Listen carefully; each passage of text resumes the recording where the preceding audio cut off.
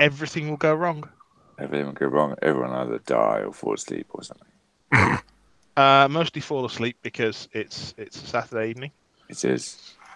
And I've kind of been busy for most of the afternoon. So I saw a picture of the concoction of Wonder. Yes. I have an extremely overfull slow cooker that's doing a veggie curry right now. So mine is cooling down from having done a big, massive batch of chili all day. See, I like all the individual ingredients of chili. I can't stand chili. The most significant thing about chili and slow cookers I can think of is Martin telling me how stupid it was to do a chili and slow cook and that overcooks it and it ruins it. Chili.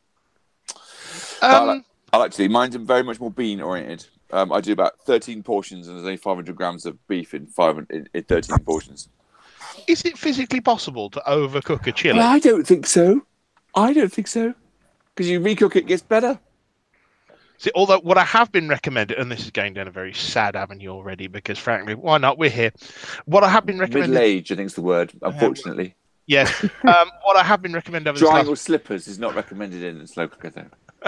I'm wearing my slippers right now. They're quite nice. I still don't own any slippers. I try not to. Some very nice moccasins. They're absolutely very comfortable. But no, I was recommended a a 7-in-1 rice cooker, slow cooker, and pressure cooker. Right, rice cooker, water pan, not good enough. What? Well, it's an optional thing. It also is a yogurt maker. Oh my god, yogurt! Which I just thought was leaving milk in the fridge for long enough. But does it throw the yogurt as well as make it? Oh dear! But no, it stirs it. Oh, I see. Oh, sir. Yeah, I seem to remember the yogurt making facility could be used for something else as well, but I can't remember what it was. I can't go any further down this without going way off the rails. I felt like we already had. Fair enough. I'm paying a tank. Cool. What kind of tank? One without rails. Ah, okay. Yes, I had to face one of those. The Crucible Guard are quite unpleasant to face. So I've magnetized. I bought the broadcaster and I have magnetized her so that she can come off the top and go back on. So I two magnets into the waist of a standard model, which is quite tricky. I mean, we all know it's just a rip-off of the GW steam tank, right?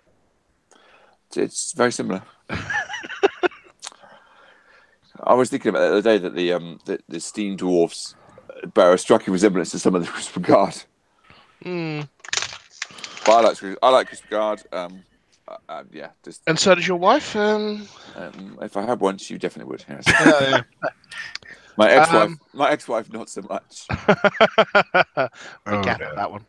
What was I going to say? Yes, I did get my shipping notification for my last PG order. The worst thing was, though, Steve had to send me an email beforehand saying, "I'm very sorry, I can't send you any Toros." Okay. Or Flame Bringers. Oh, no. Okay. Or one of your bile thralls. Like, is there anything you do have? So I asked him for trencher long gunners. Yeah. And what else did I ask him for? Yes. Because the whole, box full of stuff I'm expecting, but where are we? Can't get Bahi stuff that way, can you? No. Oh, that was it. Trencher long gunners, 2 extra Cephalix heavies. Oh yeah, you boosted Cephalix. You said that. And another Vanguard because 3 is just not enough. I'm going to own 2 I'll own 3 when the new ones are they're out now actually, aren't they? But when you can get them. Just for consistency, I'm going for a 4th metal one. Oh, having built 3, if not 4, of the new style jacks, I like the new ones a lot better. So we'll be getting at least 2 new Vanguards to go with the 3rd old one, which still hasn't broken. It's been patched up. If I hadn't already got 3 metal ones, I would probably have had a plastic.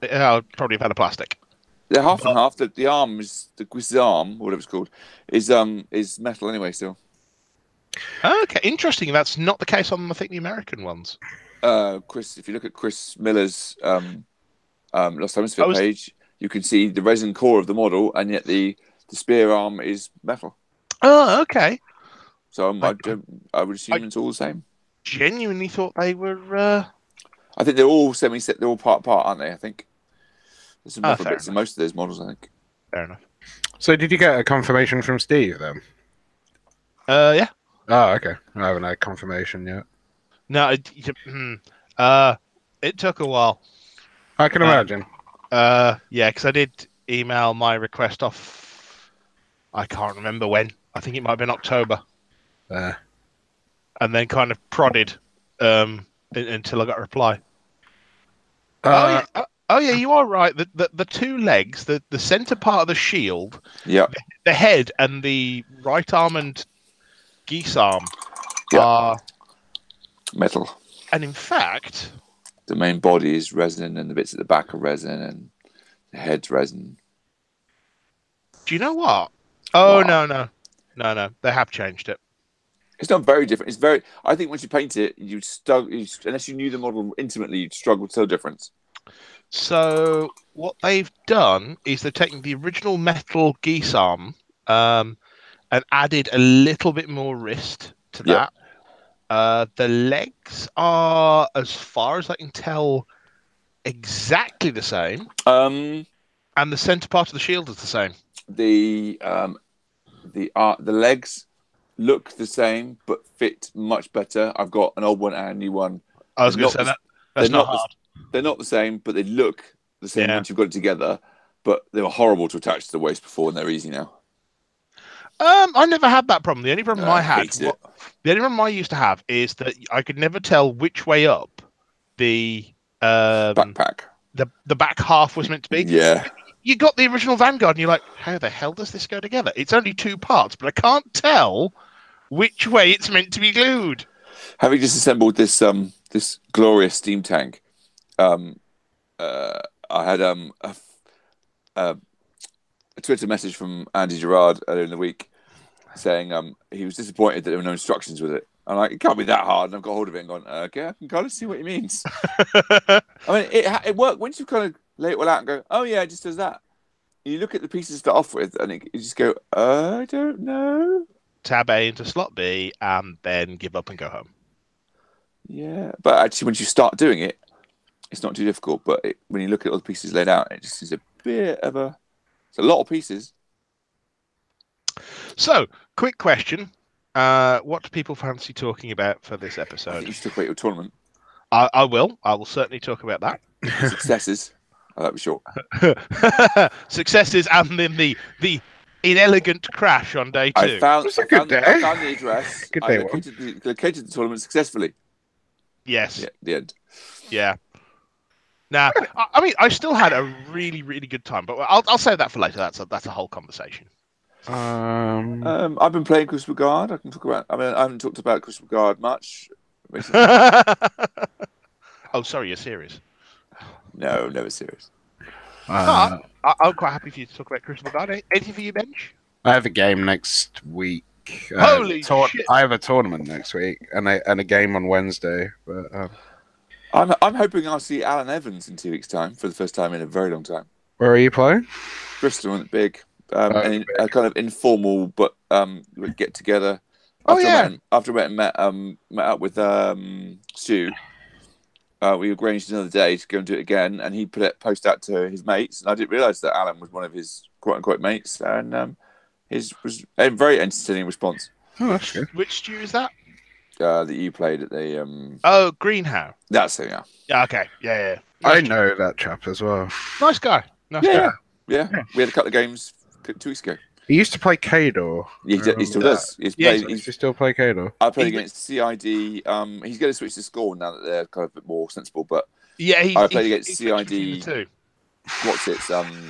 What they're called? The Doom Reavers. That's what I was after. Yeah. Yeah. Oh God, the new Doom Reavers. Cheap and horrible. Have you seen them, Kurt? I played against them. Oh. Is that their final form? Is it? No, I played against the first wave, so I don't have to how much they've changed since. Really, I haven't kept an eye on it. Okay, well, I'll just go to CID now, so we can have a quick look at what will probably be, I think, Pagani's either last or the one before last CID. I take it we're not doing like the rest of the internet with baseless speculation. No, we always do baseless speculation. Yes. Oh, I know. I don't know. We get for a podcast. We get censored if we do basic.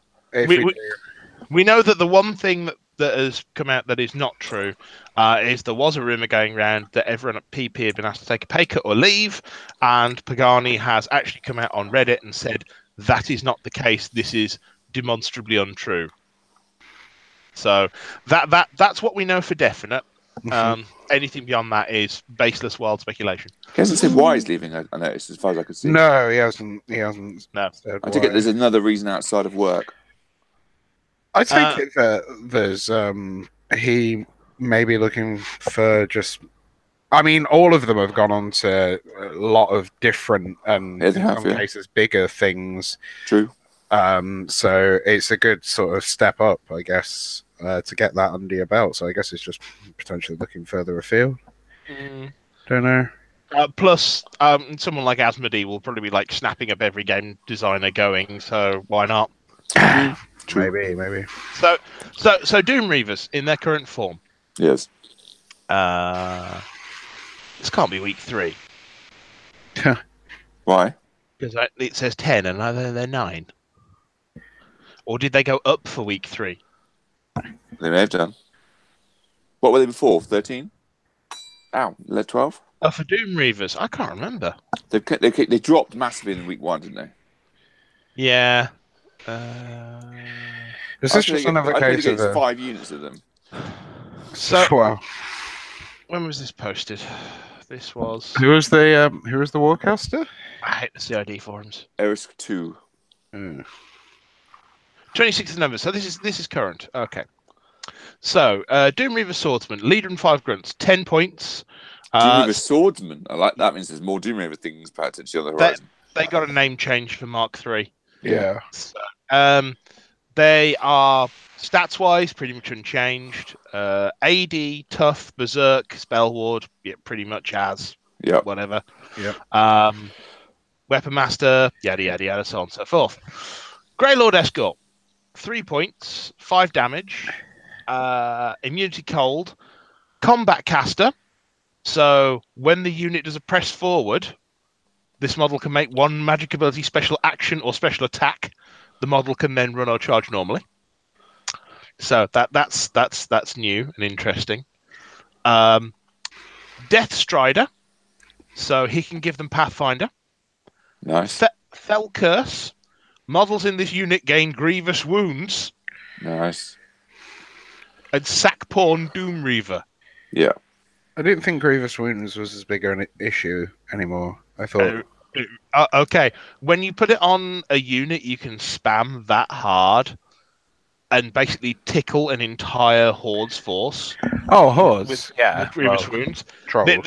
This is your. I would like to see your force go away. I didn't think trolls were in a good position anyway at the moment. Supposedly, you don't think they are? We do.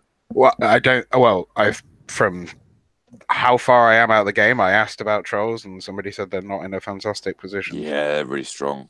They are in it. They are strong at the moment. Oh, that's strange. They're limited in the sense of theme forces, and the scope of what you see doing well is limited to Storm of the North and a few things and that sort of thing. But they are still out there. To be honest, I heard it described really well recently.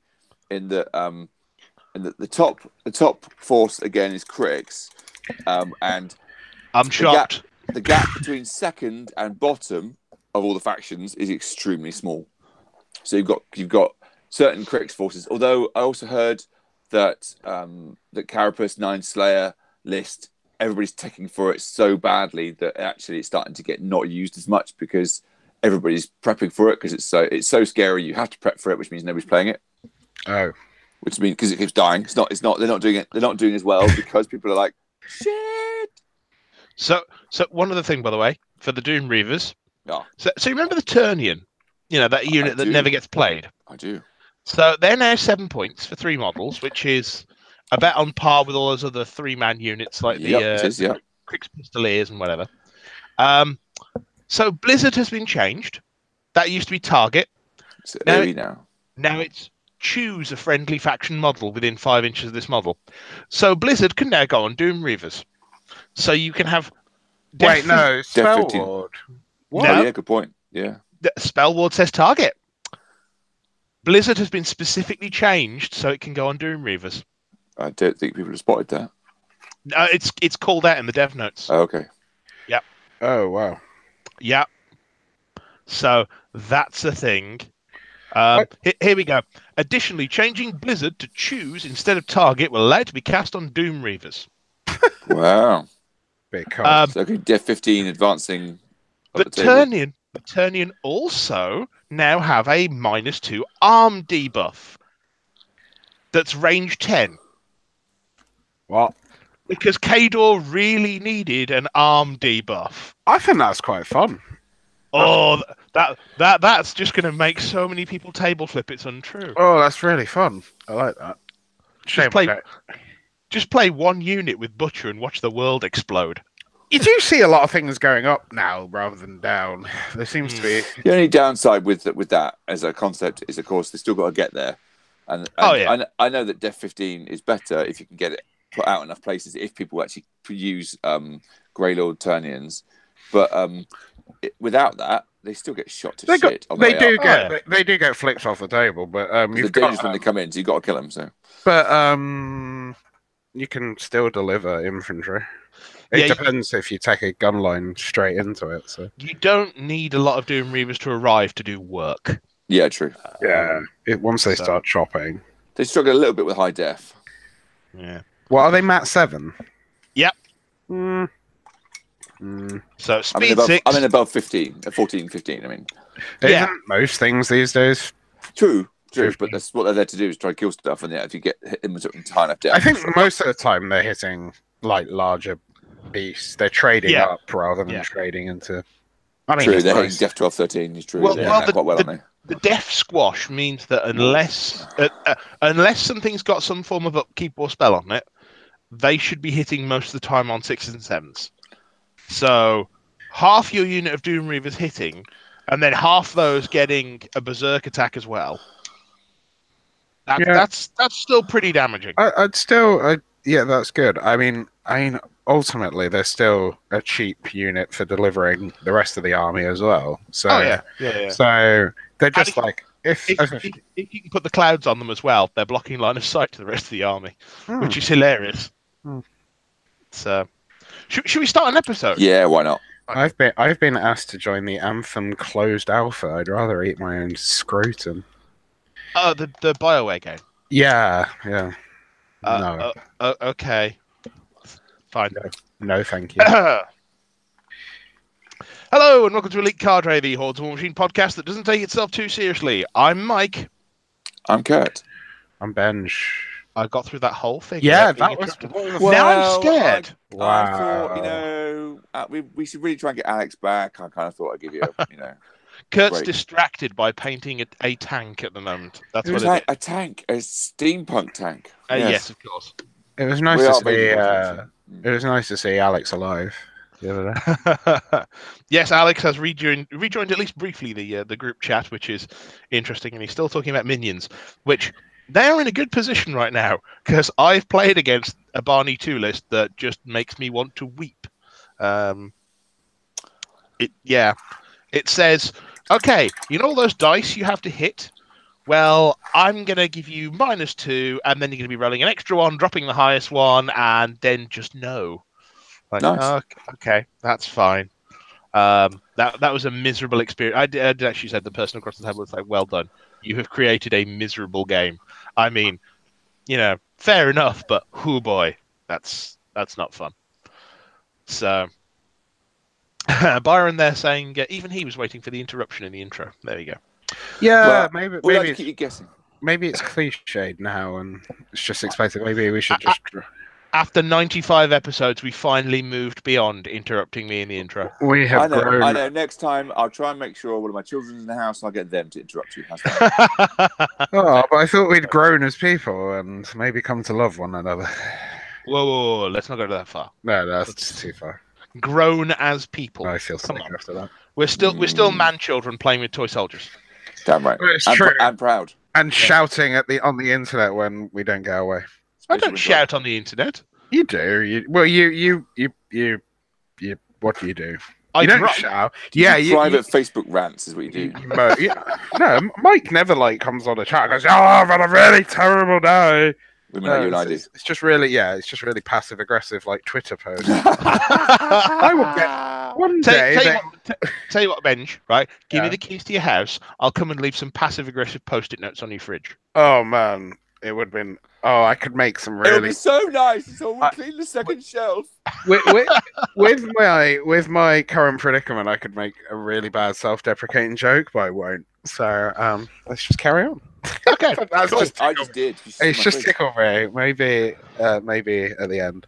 Okay, fair enough. The end of what? The podcast or the universe? Your life as you know it. I don't know. It's the end of the world as we know. I'm going to kill you, and at the end, I would tell you the answer. Oh, Jesus. The answer to what? Well, what you were saying. Oh, okay. I wasn't going down Douglas Adams. No, I wasn't going there. Always look on the bright side. Is this the musical episode? Yes. We could. What episode are we? 95. No, I thought we were closer to 100. Can we just get there and fall over? That's the end. Are we going to do a knitted version of one of the episodes as well? Knitted? Or puppet version? Oh my God! Do we have a flashback episode as well? Puppets? We need a flashback. Yes. We need a flashback. We need a paintball. We need a Halloween. All those things. Thanksgiving. We've missed that. And we also need 6 seasons and a movie. 6 seasons and a movie. Which, incidentally, this show is longer running than Community was. Is it? Is it? Really? No. Okay. Community was commissioned, started, and was cancelled twice during the entire lifespan of this podcast. The first couple of episodes I went back and watched, they're not. It really takes a while for that show to get going. It takes first season. It kicks off in the second season. It's an amazing program after that. Yeah, and then it kind of goes sad again. Yeah, you just go back and watch the early stuff. Cast members leave. Yeah. But we're not here for that. What are we here for? We're here to, I don't know, basically for me to complain about tournaments. That's what it is. What the hell are we fighting for? Well, you have had the most success in a 2-day tournament out of anyone on this podcast this year. So, I mean, well done, nice qualification on this year. I like it. Excellent. Yeah, that is true. So, it is. Just as a kind of by means of introduction, the Warsaw Warlords, a club that was formerly kind of near and dear to my heart at one point. Used to play Blood Bowl there briefly.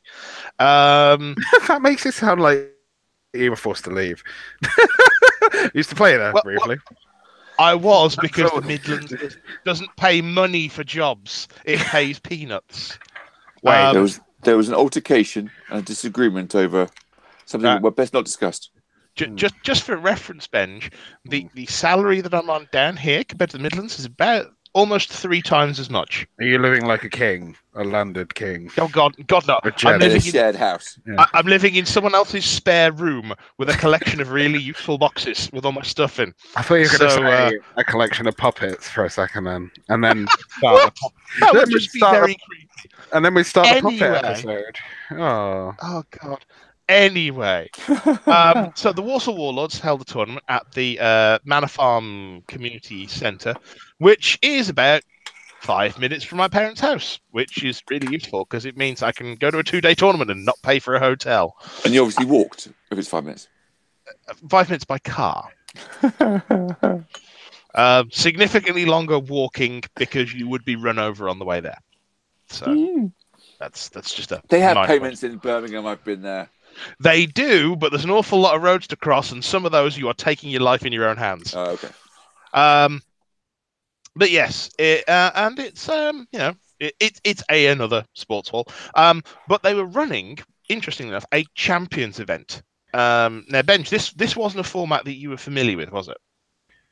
I knew that it was replacing hardcore or some. I don't know. I'd heard champions was replacing something. Well, I mean, Champions as a name, I think, has been around for a couple of years, but it's changed format this year. Okay. So So the basics of Champions, and it's a really simple format. The old ADR system, where you'd got a restricted number of casters, has completely gone from Masters. There's none of that there anymore. But Champions has become where you have this restricted set of casters. Oh, I see. And on top of that, there's also a restricted set of theme forces. You must be in theme, and if you choose to take a second list, you don't have to take one. Is there a fancy dress requirement as well? No. Oh. If you choose to take a second list, then that must be a different theme force from the original. So for me, this rather locked me in because I don't own Cephalix, so that put me down from 5 casters to a choice of 4. I don't own. So wait, let's just backtrack slightly. You're in the faction where there's one theme list that encapsulates almost everything you'd ever want in the best way possible. So why are you debating? Or was that theme not in the list? Oh, that theme wasn't available. Oh no! So the three themes available were Kingmakers, the Lely's Resistance, and Operating Table. Right. So can't take Cephalix, don't own them. Yes. One of the Lely's casters I couldn't take because I don't own him. Gaston too. Yeah. And then it was basically boiled down to a choice of I had Ashlyn and either P. Magnus or Damiano. You could McBain. You could run McBain in Lely's, couldn't you? You can't because there's a choice of 5 casters. Oh, sorry. Right. So the choices were you'd got P. Magnus, Damiano, Ashlyn, Cross 2, and one of the Cephalix ones, which I can't remember. The spiky one. Cognifex, I think. Good. That's about as relevant as Cog. Cognifex Siphon, I think. Good. So you've got a choice of those 5. So I went with Damiano and Ashley in janktastic lists, frankly. And yeah, I mean, the first day did relatively well. Came out with 2 wins.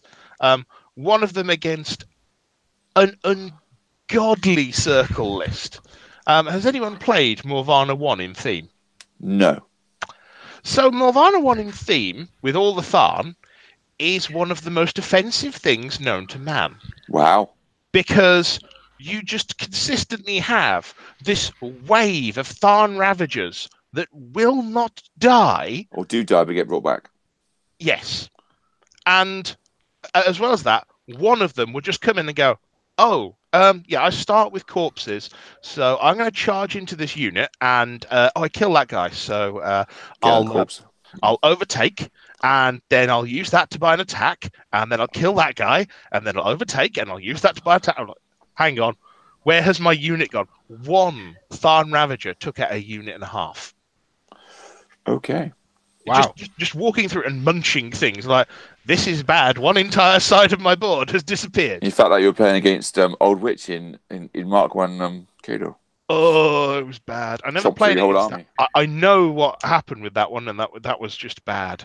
But the interesting thing about the tournament was that you weren't seeing, Haley 2 with the Trencher wall of smoke. You weren't seeing those, like, the lists that pop up everywhere and going, oh, it's this. You were kind of coming up and going, what the hell is... I've never seen... It's jank.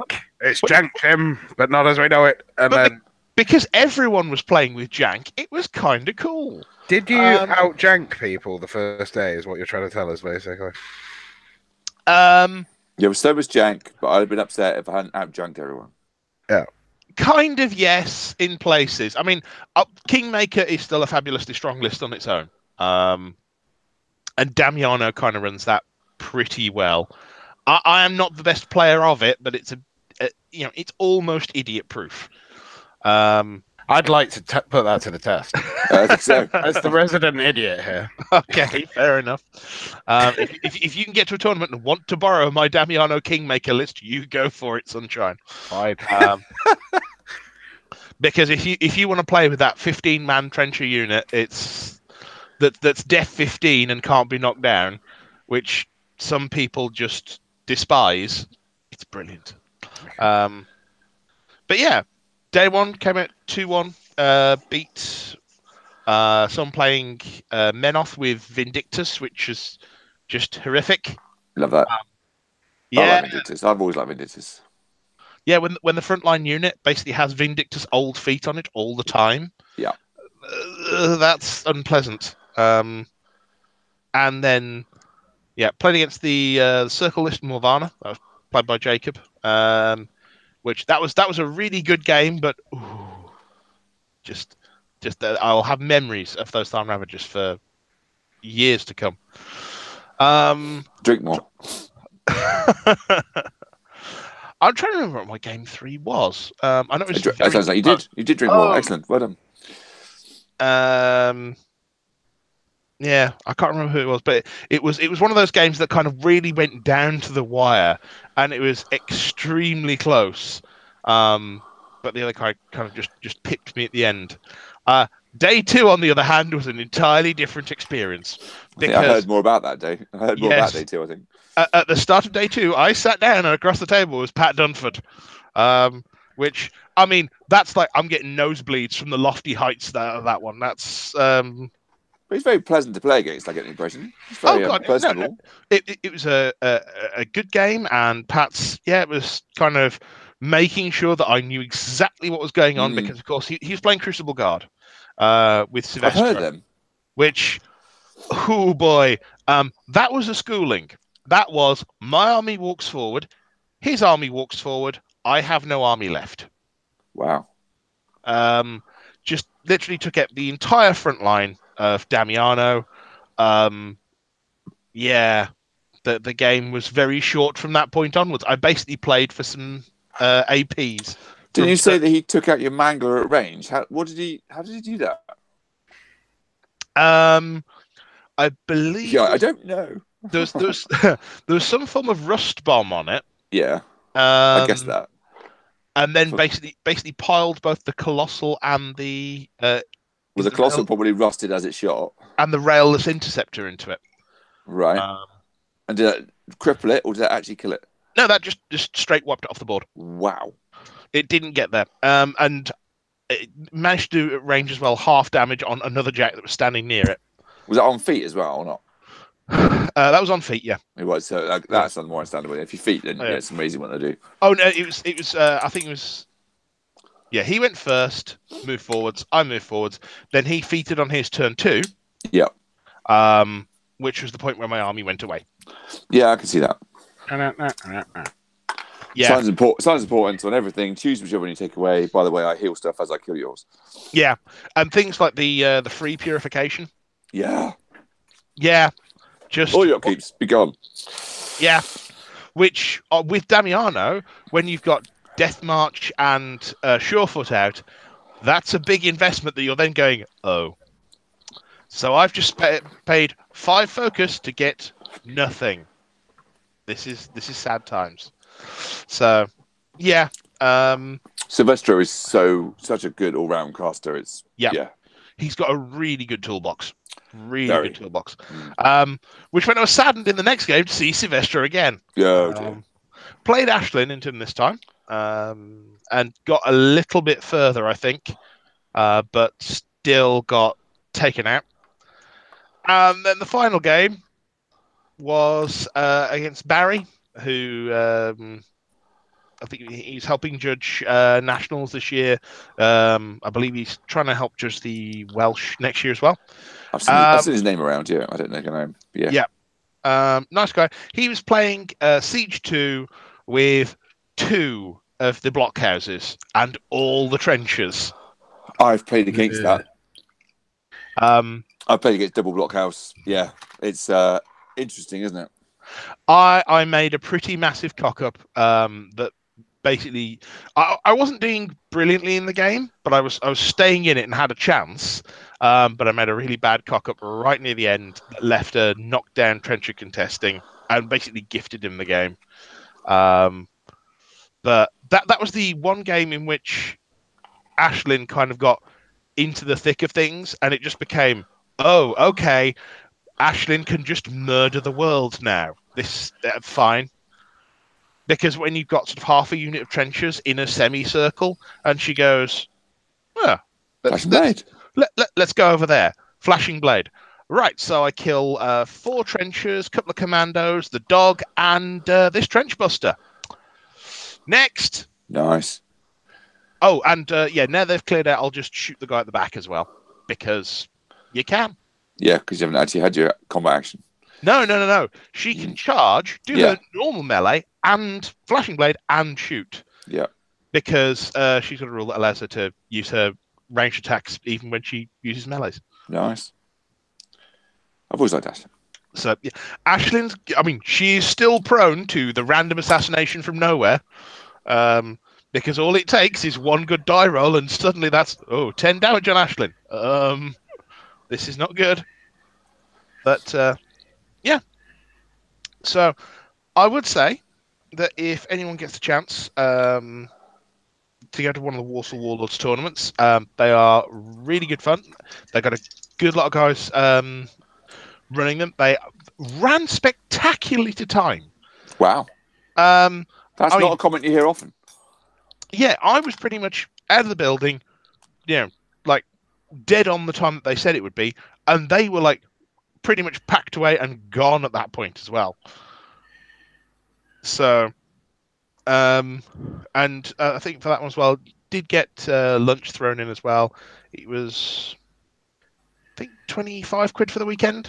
Nice. For 6 games. So, yeah, I mean, the numbers were a little lower than I think they were hoping for, which was a bit of a shame. Only 22. Oh, right. I think it was 22 players. They originally got like 26, but it fell to 22 just because people don't turn up. Standard, unfortunately. Yeah. Well, yeah. But I mean, the Midlands Open. If you see that one as well, that was more well attended this year. That was, I think, 30 odd people. Probably because it wasn't in Champions format. But it's nice to see people supporting one of the other official play formats, because everything is in Steamroller other than like that Champions one, and I think Milton Keynes, who do like caster drafts and all sorts of other stuff. But that's Dave, and he likes to do different things, and also interesting things for turning up. Like I have a nice D3 from going to one of his events, which is cool. Yeah, a proper one as well. One that's like 2 1s, 2 2s, and then 2 logos. Oh, I see. That's nice. Yeah, it's good. So thoroughly recommend it. And also don't recommend playing against Crucible Guard because they are the devil. Oi. What, worse than Grimkin? Nah, I mean, Crucible Guard, I think it's a case of getting used to just how much they can do. They've got the good stuff and their bad stuff. Their halberdiers are phenomenal. I bought an extra blister because I had 8 halberdiers. So I went on eBay. Halberdiers, did you say? Halberdiers. You sound like halberdiers. I think I might have slipped. Wine might have been drunk. I had 8. So I had to buy extra blister because obviously Mark 1 was probably the last time I played Mercs, I think. Maybe a bit of Mark 2. And then it wasn't max min, it was you could have 6 or 8 or 10. And I played middling units a lot. Yeah. So I had to buy an extra blister for mine to max them out. Yeah, for what they do, they're so cheap for what they do. It was the whole thing of as well, like, okay, so I'm going to shoot at these halberdiers, they're def 15. What? Yeah, all the time. Or I'm going to shoot at these halberdiers. Okay, that's 4 up tough. Well, 4 up tough, cut me not down. Yeah. Well, where's this come from? I can't have these. No, you can't have them either. Power 11 going up to 13, going up to 15 plus mini feet. Plus feet takes them up to 17. Plus, if you want to CMA them, you can take them to sort of effectively 19 in pairs. Yeah. I mean, which is why Although if you debuff the target, if it's living or it's rusted, actually you don't have to CMA. You can be at that on their own. Oh, because halberdiers, if they're charging in, you don't need to do anything to them because they go from map 5 to 7 on the charge anyway. So But the damage output isn't just 11; it's massive with Crystal Guard because you either rust or rocket the target to drop its armor down by 2. If they've got the +2 defense, that means they've got +2 strength, which takes them to 13. He can the UA can take them up to 15. Having played with Damiano and Gorman, I'm aware. It's like, okay, I'm at +3 strength and you're at -2 armor. Enjoy this. Yeah. So, I'm fully aware. It's one of the reasons why I'm looking at the CID that Steelheads are going to go into and going, maybe don't touch the halberdiers. They're fine. What's amazing is that there are 11 points for 10 men. That's what's amazing. Yeah. The basic stat line looks right for that, but I think it might get them. Well, they have said before that CID is about the faction that they're part of, not how they interact with other factions. They said that about Crystal Guard and the Lely's Resistance. They said they were listening, but they were principally looking at how Crystal Guard reacted with Crystal Guard, not how those models interact in Lely's Resistance. That's fair enough. I understand it. That's going to cause some unintended interactions if they're not careful, but yes. Yes, yeah. True. So I did actually kind of breaking with my usual thing and go on the Scum and Villainy group on Facebook, which is where the mercenaries all are, and post my Star Wars. Well, it's just full of Boba Fett. Yeah, and I posted my hopes for the Steelhead CID. Are they going to get dashed and diminished, and then you'll be sad again? Probably. I mean, I've only done ones for what actually exists right now. I said Damiano, as he is pretty much fine. If you're going to change anything about him, I would like either Focus 7, which is never going to happen, or him to get Blaster for free. Or a bigger hat. I think they can do stretch to a bigger hat. A bigger hat, definitely. Throw him in a budget. Yeah. Rocinante. Ground up rebuild, please. He's awful. He needs at least a buckler and to be like 2-3 points cheaper. Because have you ever seen Rocinante on the table in Mark III? No. Exactly. To be fair. Okay. I did see him. No. Ben was trying Rocinante. I'm not sure what stage of the game that was. Or not. But he was complaining that there weren't enough decent guns in Merc, so I can't remember which phase that was. Well, Rocinante does have a decent gun, but if you're going to take him, you might as well just take a Mariner instead for fewer points. Especially now that they've got the 1-inch thing for shooting.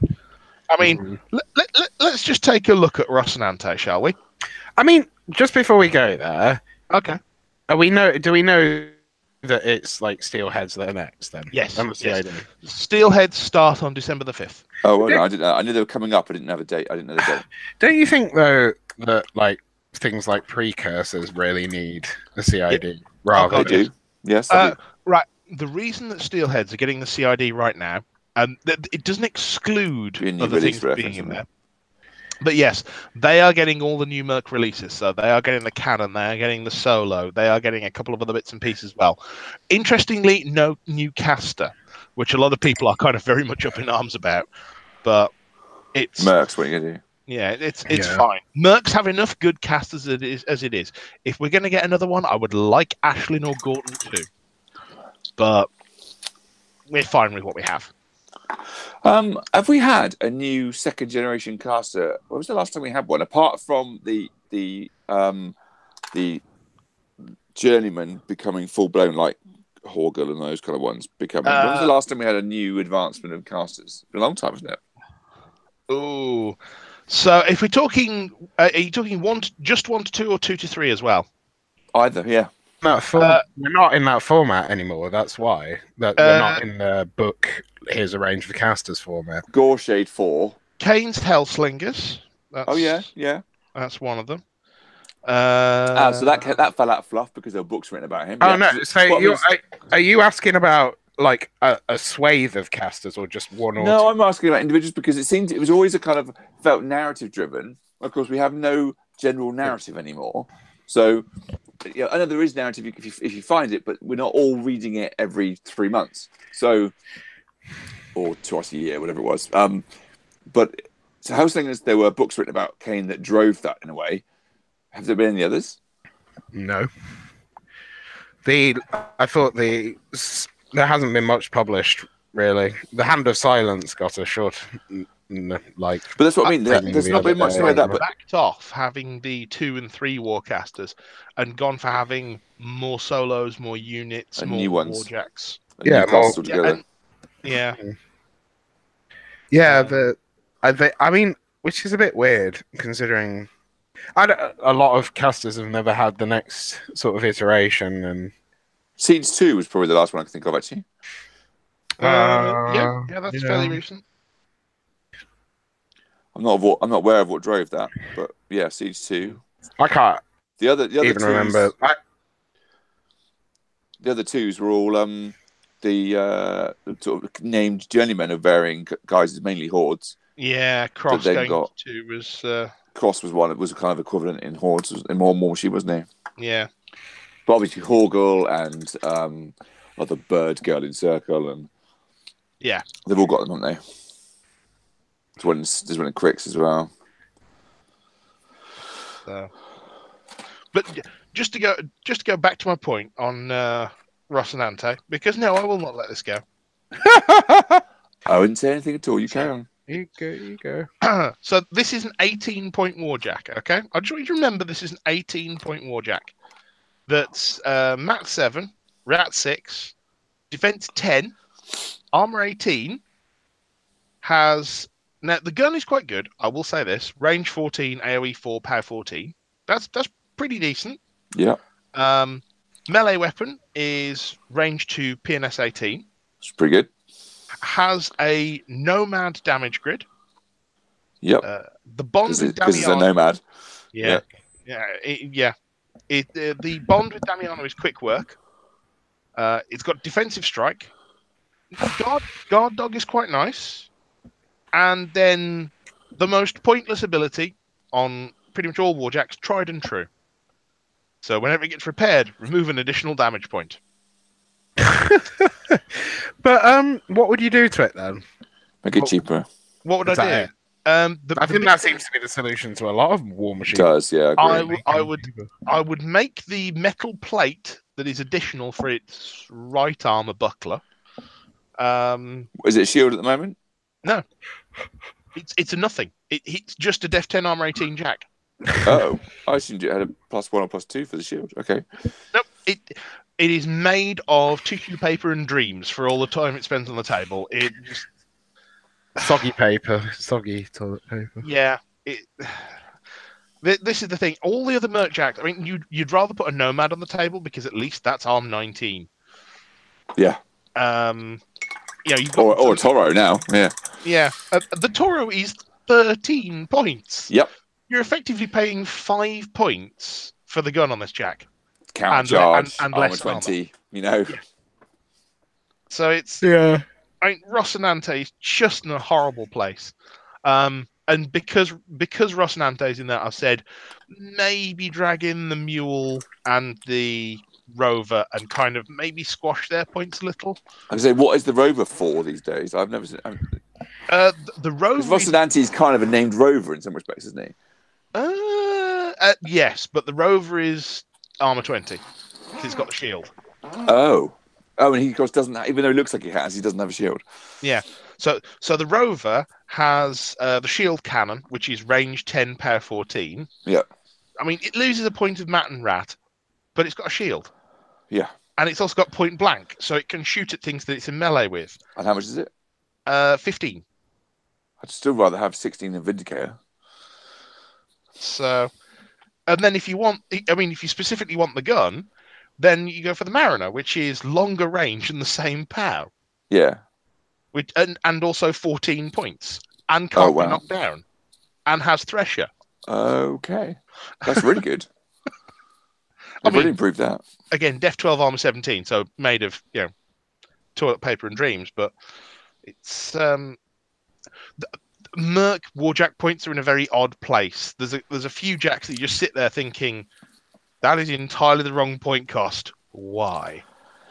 So yeah, because it's not even like their Merc units where their points costed because of what they could get in multiple factions. So there's a lot of stuff in Mercs you look at and go, well, that can't be dirt cheap, because if it was dirt cheap, the faction version would never really get played. You would pay a tax to bring these as a marshaled warjack, and when do you see marshal jacks? Oh, it's obscene. No, you wouldn't. You couldn't character as a marshaled warjack though. So what is the?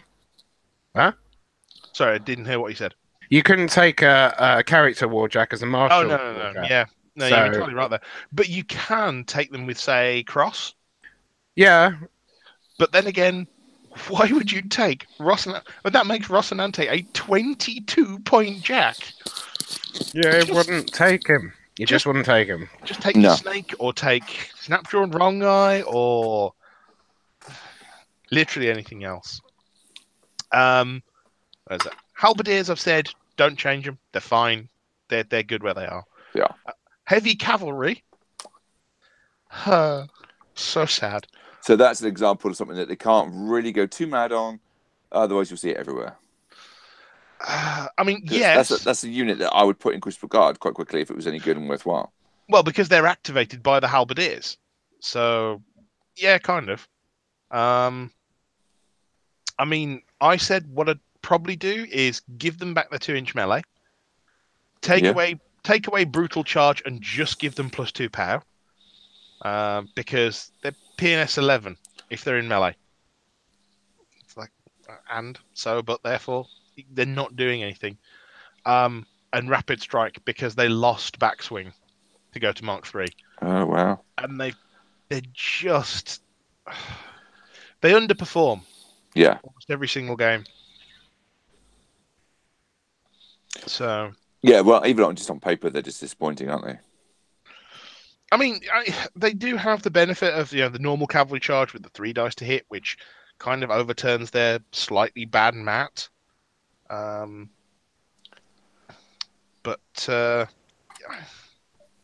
again, it's like the flank is good. The assault, never changed assault. The assault is good, and I keep forgetting to do it because I'm too used to the old one where you would shoot the halberdier in the head. Because now assault shots just miss. They just go away. The reposition 3 is nice, but just they need a little more.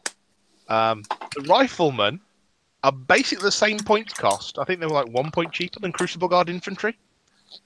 Right, so 15 points or something like that. Yeah. Yep. So they've got the Crucible Guard infantry have 2 inches of range on them, multiple attack types, ignore gas. Yep. Basically, the only thing that the Steelhead rifles have is reroll combined range attacks. Oh. I mean, wow. They're 814. The book, the mercenary book, makes pains to say how good of a crack team of accurate trained shooters these are. Rat 5. Oh, the fluff never translates. The creme to the creme. Dear Seacat, these are rubbish. Stop lying to us. Yeah. But yeah, I mean, they are they're bad long gunners and cheaper. Yeah, I'm not going to go into detail though because they don't see the table. No, I don't think I've never seen them on table. I don't think. I've used them once or twice, and that was the early days of Damiano when I needed like something to make up the points, and being able to have this like POW 21 CRA and just go, I'm going to do a POW 21 CRA on your beast. Yeah. Oh, I've missed. I'll re-roll it. I hit. Take 10 points of damage. That was good. But yeah. Then we've got Nick Verendry, who I think he's pretty much okay. I'd like to see him get tough, because at the moment people go, so he provides a 3-inch bubble of tough, yeah, but he doesn't get tough. Was he not in the bubble? No, he just doesn't give tough to himself. So the bubble's a puddle around his feet, and he can't step in it. It's fucking stupid. I thought we got rid of that ages ago. No, there is logic behind it in that he's the field medic, so therefore he doesn't field medic himself, which I kind of see the reasoning behind, but come on, PP, really? So he just gets sniped out, and suddenly you lose 2 armor and tough on all your halberdiers. Hooray! That's always an issue though for those support pieces getting. That's what UA. That's why if they're UA, they're better, aren't they? Yeah. Yeah, that's the thing as well. Any upkeep spell that's going on the halberdiers, he doesn't get because he's a solo. Oops. So this podcast is very sad tonight. Yeah. We'll pick it up. It's fine. We'll pick it up. That's the thing. Okay. I still like mercs, but it doesn't sound like it. We are coming on to the greatest offender. What we'll do is we'll talk about Manoff in a minute, and Ben will get all happy and it'll be amazing. Yeah. Well, no, they seem in a great place. There's nothing really much to moan about. I just need to know what the fuck's on the table. What was that adjudicator yet? Okay, it's in the order. Yeah, that's what it was. We'll see if it. I am going to come on to the greatest offender here with the biscuit base. Stannis Brocker. Yeah, I liked him. Stannis Brocker is 7 points.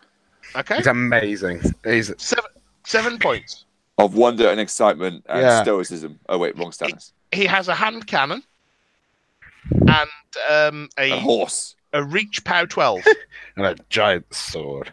Now you might be thinking, okay, he's not my combat solo. That's fine. No, he supports cavalry. Yeah. Yeah, his one thing is that steelheads can move through each other. Yep. And he's got the same defensive stats as the other halberdier cav. 10 boxes. Yep. But no dragoon. I was gonna say he should be a dragoon, shouldn't he? Really? Yeah, no dragoon, no tough. Sad times. Maybe he doesn't want to be a dragoon when he falls off. I mean, I'd almost say can't be asked to walk. I think is what you mean. If you added Weapon Master, he'd almost be worth 6 points. But there are times when I'm looking at free solos and thinking, yeah, I could take Stannis, or there's a 5-point solo that's way better. Or there's Hutchuk, who's fucking amazing. I mean, of all the dragoon types, which he should have been, he is fucking terrible. I mean, compare him to the Menoth one with the bubble and the fucking giant Weapon Master and spending fucking. You know your faction, so won't you? The bubble one with the. Yeah, I can't remember his name. I know exactly what he does. He prevents exemplars from getting knocked down in the. Yeah, that's right. Yeah. Oh, is this Gravis? Yeah, Gravis. Would you the rather old man on a horse? Yeah, Gravis, who's I mean, he's a point more expensive, yes, and amazing. But he's also a magical chain strike Weapon Master. Yeah. Who can take souls? Okay. I'm not. You've got a problem, haven't you? I'm not complaining, but I'm saying he came. I think he's the same sort of thing. He should have been. He should have been the same similar sort of thing. A support piece that properly supports, that has some utility. That when you finally get him in combat, can do a job, but you wouldn't really want him until the last second. Because he's not a man. Gravis was more of them. He was a finisher sometimes. Yeah. So I don't know. I feel that a lot of those things came out and to make up for the equivalencies, but they never felt exactly the same. They never felt like they. I think they might have done when they first came out, because I think Stannis used to be quite good, but I think when things got rebooted, some of the purposes got changed and swapped, and our understanding of what they're for and the studio have changed. There's been a few occurrences of that. I think Stannis maybe comes into that, and he's never been picked up yet. So hopefully he'll get some love. Oh, sorry. Rich Dean has asked, going back a little while, on my thoughts on Brun and Lug. They're quite good. We don't talk about dwarves on the podcast. It's true. I mean, it's okay. It's 16 points for a lesser warlock. Fine. Who's got a magical spray, which is really, really good. And a bear. Yep. Every bears are good. It's like, okay, it's, PNS 16s, that's fine. But it's a high progressive counter-charging bear with PNS 16s that can also knock down models with its animus. That seems pretty good to me. Well, just run the bear and him then. Yeah. There you go. Don't run steelheads. Just run a dwarf and a bear. Or Hutchuk. Yeah, Hutchuk. Hutchuk's ambushing angry man. So awesome. Hutchuk is great, but I always forget to put him on the table. Hutchuck's MVP in every game. Is he in your list and you still forget to put him on the table? You've got to put him on the table first, and then you've got to remember to deploy him afterwards. Yeah, because he's an ambusher.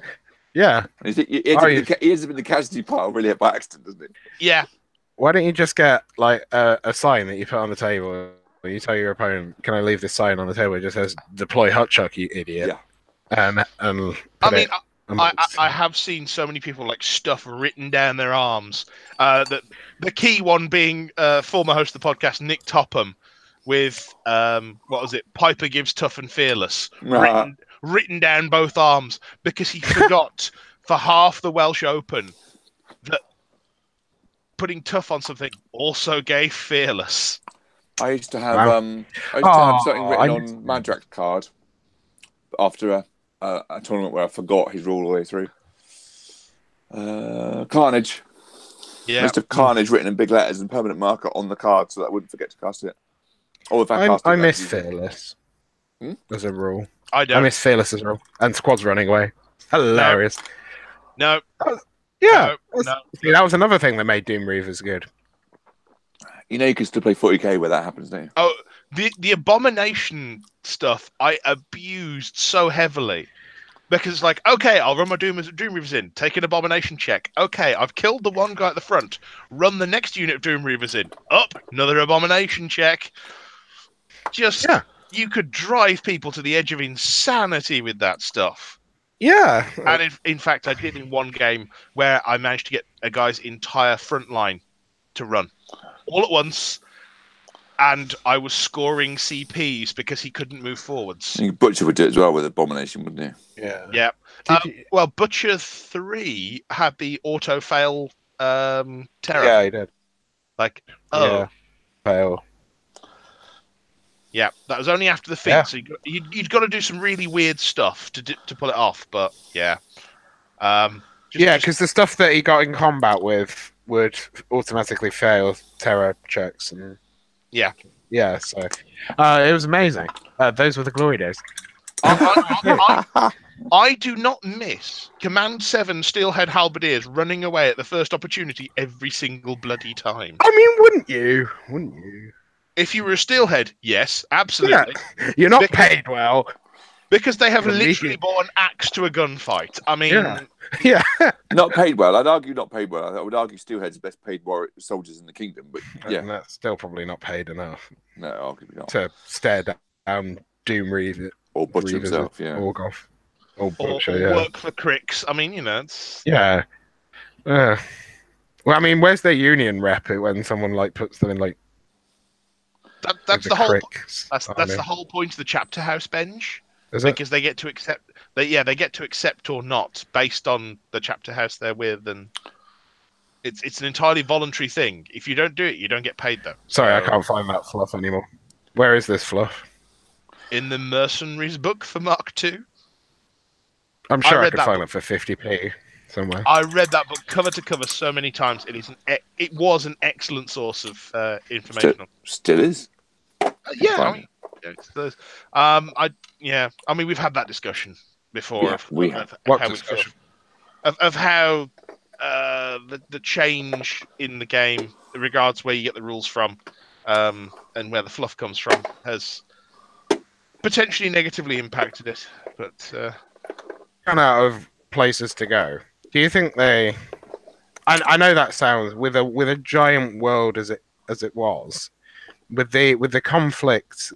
Where it reached its end, basically with Cricks, and he's not really dead. Because he didn't kill his soul, and it just seems that a lot of the stories could be accompanied with Benny Hill music, basically, just going around. Especially hang on, Benj. What do you think stuff like 40k's been doing for the last 30 years? It's changed dramatically in the last 2 years. How dare you? I won't have that for a minute. That's fair. I was going to say, it might change dramatically, but it still becomes, there's more war over here, there's more war over here, something changes over here, but there's still more war, and it still becomes... Gilliman is over here, but Gilliman's also over there, and he's over there. It's like, a bit like Eris. Which was the real Gilliman? On this specific front, we're allied with these guys. But if there's a battle taking place elsewhere, we might be against them.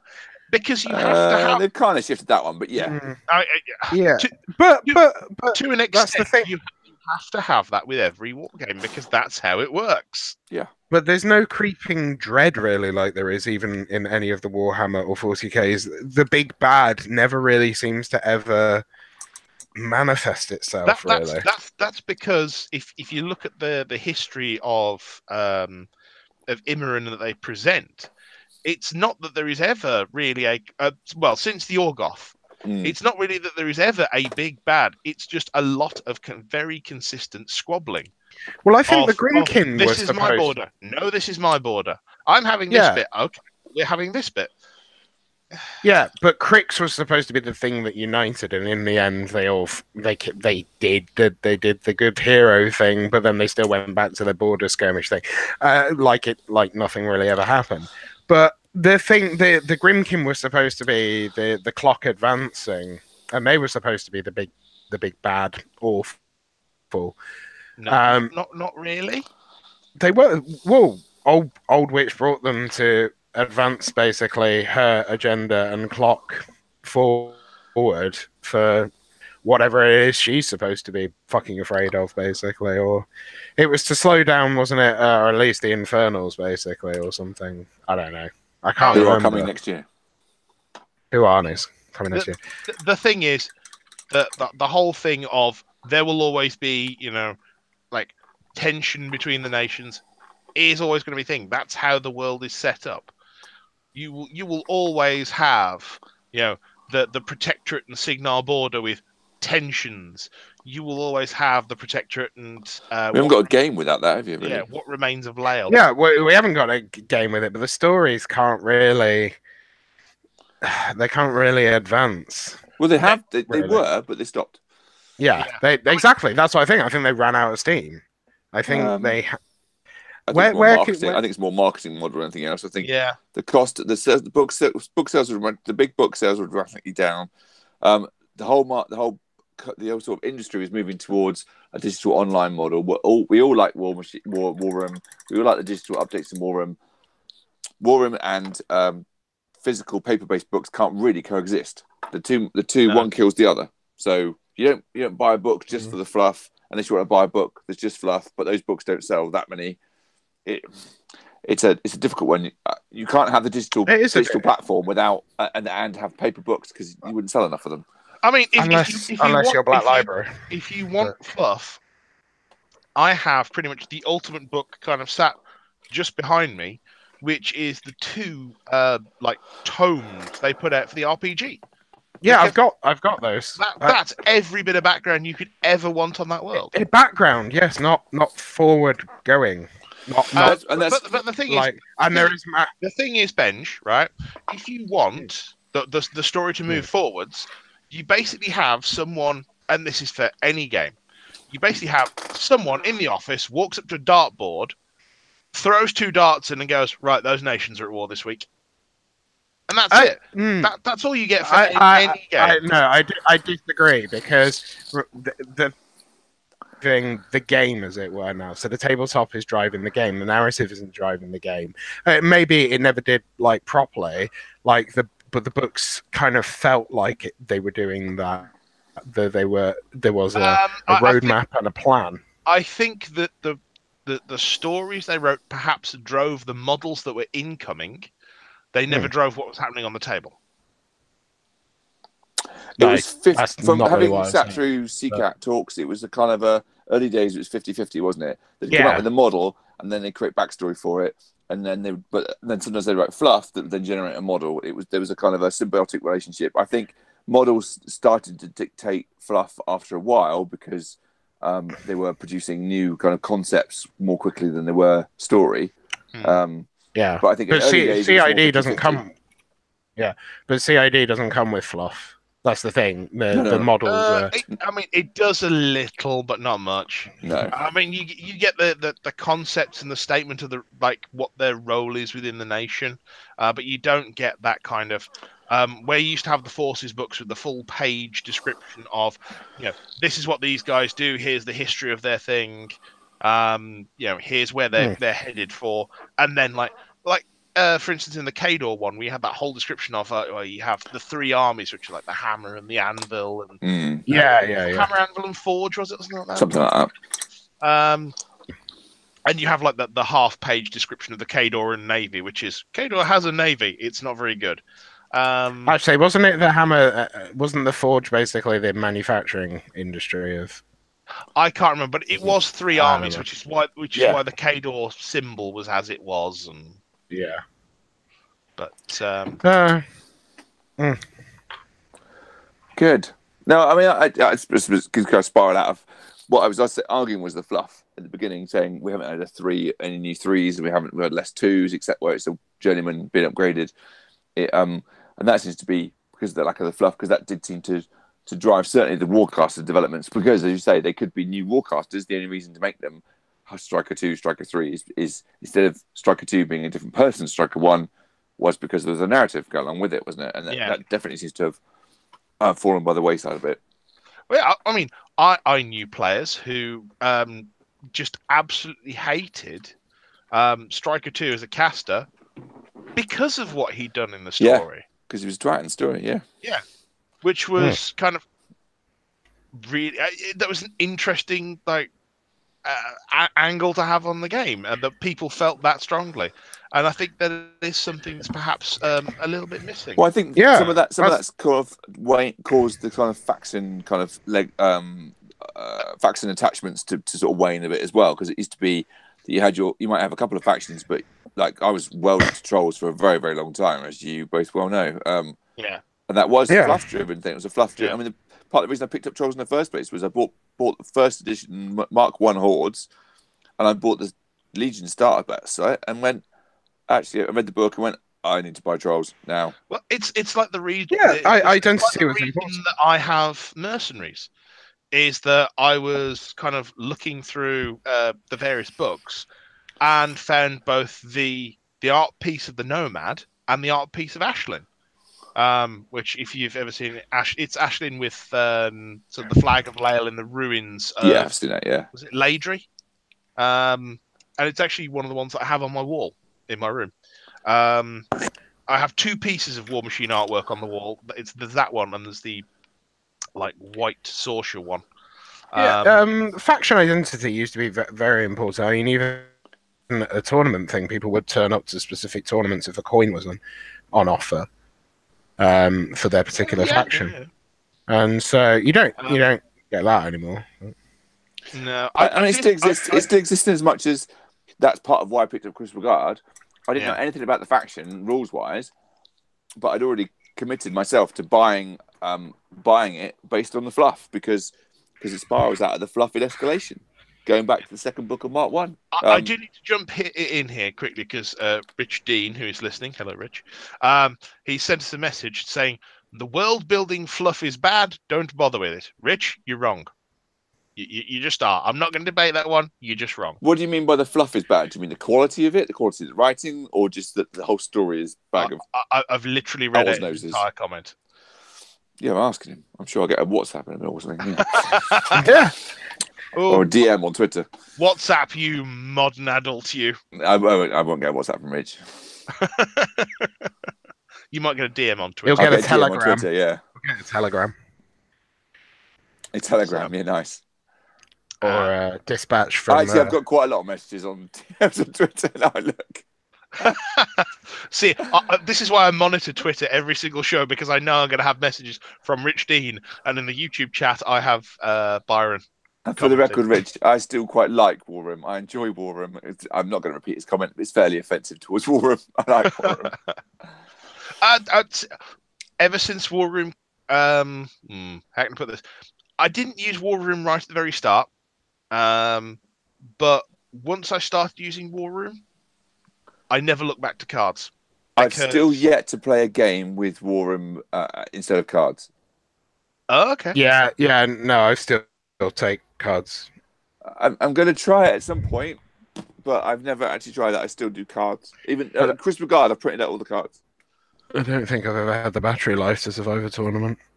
Oh, well, I can fix that, but... I know you can fix it now. There's usually, I was going to say, if you've got an iDevice, that it's really dog simple to survive a day on Like battery pack. Yeah, obviously, simple solution. Yeah. It depends how advanced your mobile phone is, and mine is not. You can get battery packs, and you can just sit there and it's plugged in all day. But yeah, there's ways to fix it. But that's, I do. I have the battery-eating monster that is the iPad Pro. This can survive a day and still be on 80%.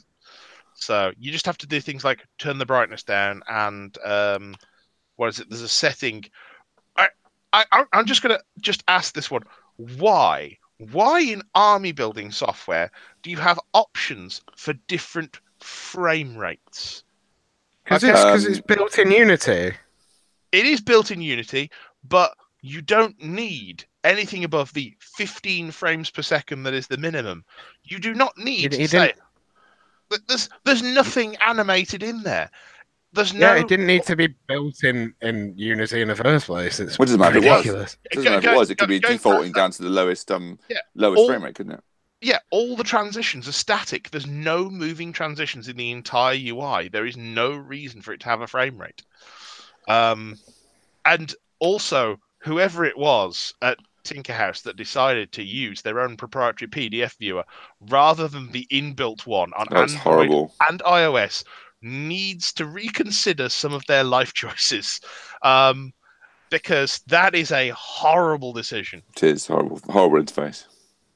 Yeah, I mean, the rest of the software, it's good. Outside of that online rulebook, I just take the PDF of it. Outside the rulebook, the interface is lovely. And in the middle of a game, if you go a tablet, just being able to go, I just want to see the full stats of this on the page to the left with the rest of my stuff on the left, just works beautifully. I've yet to master that, I'll be honest, but yeah, because I'm not really very good with technologies, you know. Of course, yes.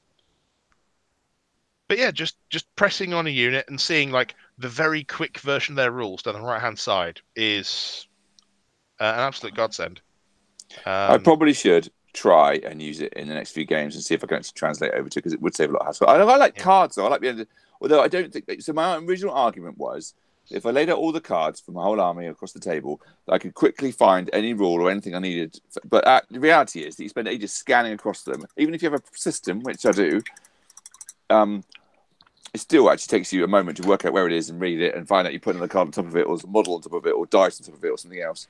So, or you've left the card for the second impaler in your bag. Or... Yeah, I mean, the main one I use them for is grids, because that I've never been able to successfully. The amount of times I've wiped a fucking grid by accident on War Room and just gone, oh, can we start again? How do you wipe a grid on War Room? Because you have to click what was it? Accept, commit. I don't know which fucking combination of ones it is, because I don't use it that often. So I'm sure with tournament practice I would, but I'd rather just be able to mark them with a pen and wipe it off at the end. But I mean, commit is keep the window open, but that's how much damage I've taken. Accept is I have taken some damage. I am now moving on to something else. Okay. That's. I mean, I accept damage, and then I commit to that being put through. You've got two buttons, and both of them make the damage permanent on the grid. I've had instances where it hasn't done that, but never mind. But I mean, if you haven't got a tablet that will run it, use cards. But yeah, I haven't got a tablet, so I'm talking on my tablet right now. Yeah. Are you? The wonders of technology. I know.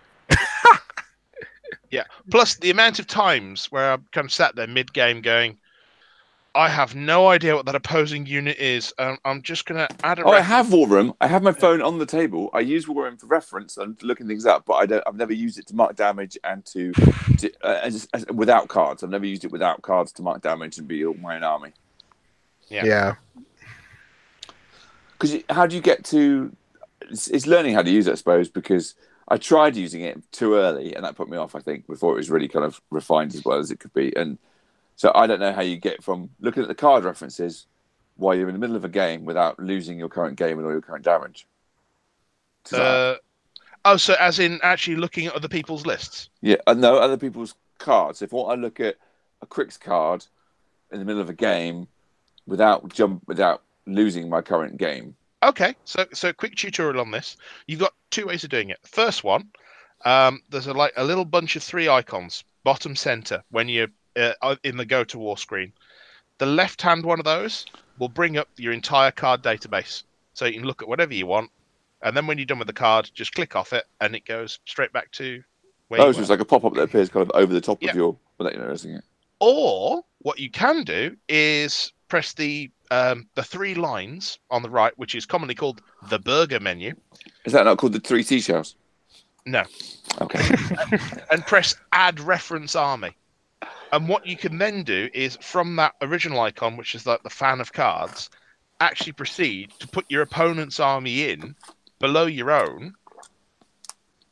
What? So that you can track damage on their stuff. I didn't know you could do that. Yeah. Okay. I might have to investigate that. So, for instance, I've got Ashlyn up on the top of my screen, but below that, I've just got an Artificer General Nemo. It's like, yep, I can mark damage on your caster just to make sure that, you're not cheating. What? Or so that I don't have to, do the unsubtle thing of going, so what's your caster's def, arm, and remaining health? Do you know, if you're taller, I find you can see across the table and see what they've marked, unless they're doing it on a tablet, of course. Yeah, but the amount of times that like, okay, I'm looking across the table and which one's the caster card? Oh, it's the one in the corner. Oh, it's quarter covered by 3 dice. Oh, I can't see a damn thing. So Rich was just saying he never liked the fluff at all, actually. Strange. I couldn't play a game without liking at least he just didn't like the War Machine universe background, or he left him disappointed, he said. And he liked some of the characters and some of the snippets, but not the ongoing kind of story. Which is, to me, is what drew me in. I mean, what got me in initially was the models. The models being sort of around online when Hordes first came out. And I'd say the War Machine stuff, but the Warjacks didn't quite grab me as much as the Hordes did at first. And then when I got the book, it was like, oh my god, trolls! Yeah, I had to warm to the universe, and it was the character art that got me in the end. I wasn't. It was the first endeavor into steampunk, as it were. Originally, I was fully on board with Cadre, because I just the card game. Because you're a Russian. The card game that I was playing was kind of coming to an end. Some irony there, actually, isn't there? Ukrainian descent being pro-Russian. Exactly. Crushing the little. But pro-Russian is not one of my facets. No. So, you sure? Is that a picture of Putin in the background? Is that why you're sitting in the dark? I can just make out the outline of a bear being ridden. No, the reason it's in the dark is because back here is just a god's awful mess. So, is it all the boxes from the convention? Are you literally still dancing around pillars of? No, that's downstairs. Oh, okay. Oh no, there's still like 3 grand's worth of fairly heavy equipment we haven't put in storage because it takes like an hour and a half to get there and back, and you need a van. Oh. So, yeah. For those unaware, I do run an anime convention in my spare time. It is ruinously expensive, but very fun and rewarding, and you get to put it on the CV at the end of the day. Nice. Yes. Not that I'm rewriting my CV at the moment. No. What? Someone. Yeah, we'll talk about that later, then. But yeah, I would say from a fluff point of view, it's the reason that got into Crystal Guard was thinking about your favourite Cadre. I really disliked Cadre because of the invasion of Lael. I was a big fan of Lael. See, I never did actually finish that story. So I was playing a card game. It was kind of dying at the time, and walked past a player kind of left the scene now. Tim Martin, great guy. But I thought he still plays. I don't think he does anymore. The club has kind of died. But no, walked past his table and I saw what would have been the Destroyer and the Juggernaut. And I used to play Blood Angels, and so these sort of hunched behemoths that they were just reminded me of the old like Space Marine dreadnoughts. I was like, that looks cool. What's this game? So anything top heavy and with tiny legs, you're all over it.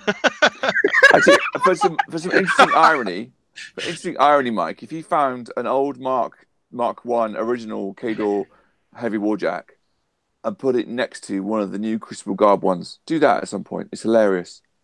Oh, the old Mark 1 jacks are, well, certainly for Cadre, just tiny. And Signar too, Artanian as well. But having done it recently, and without meaning to, gone, wait a minute, what is that? And then put my Vindicator next to it. It just dwarfs it. Yeah, the scale of things got really silly when metal to plastic.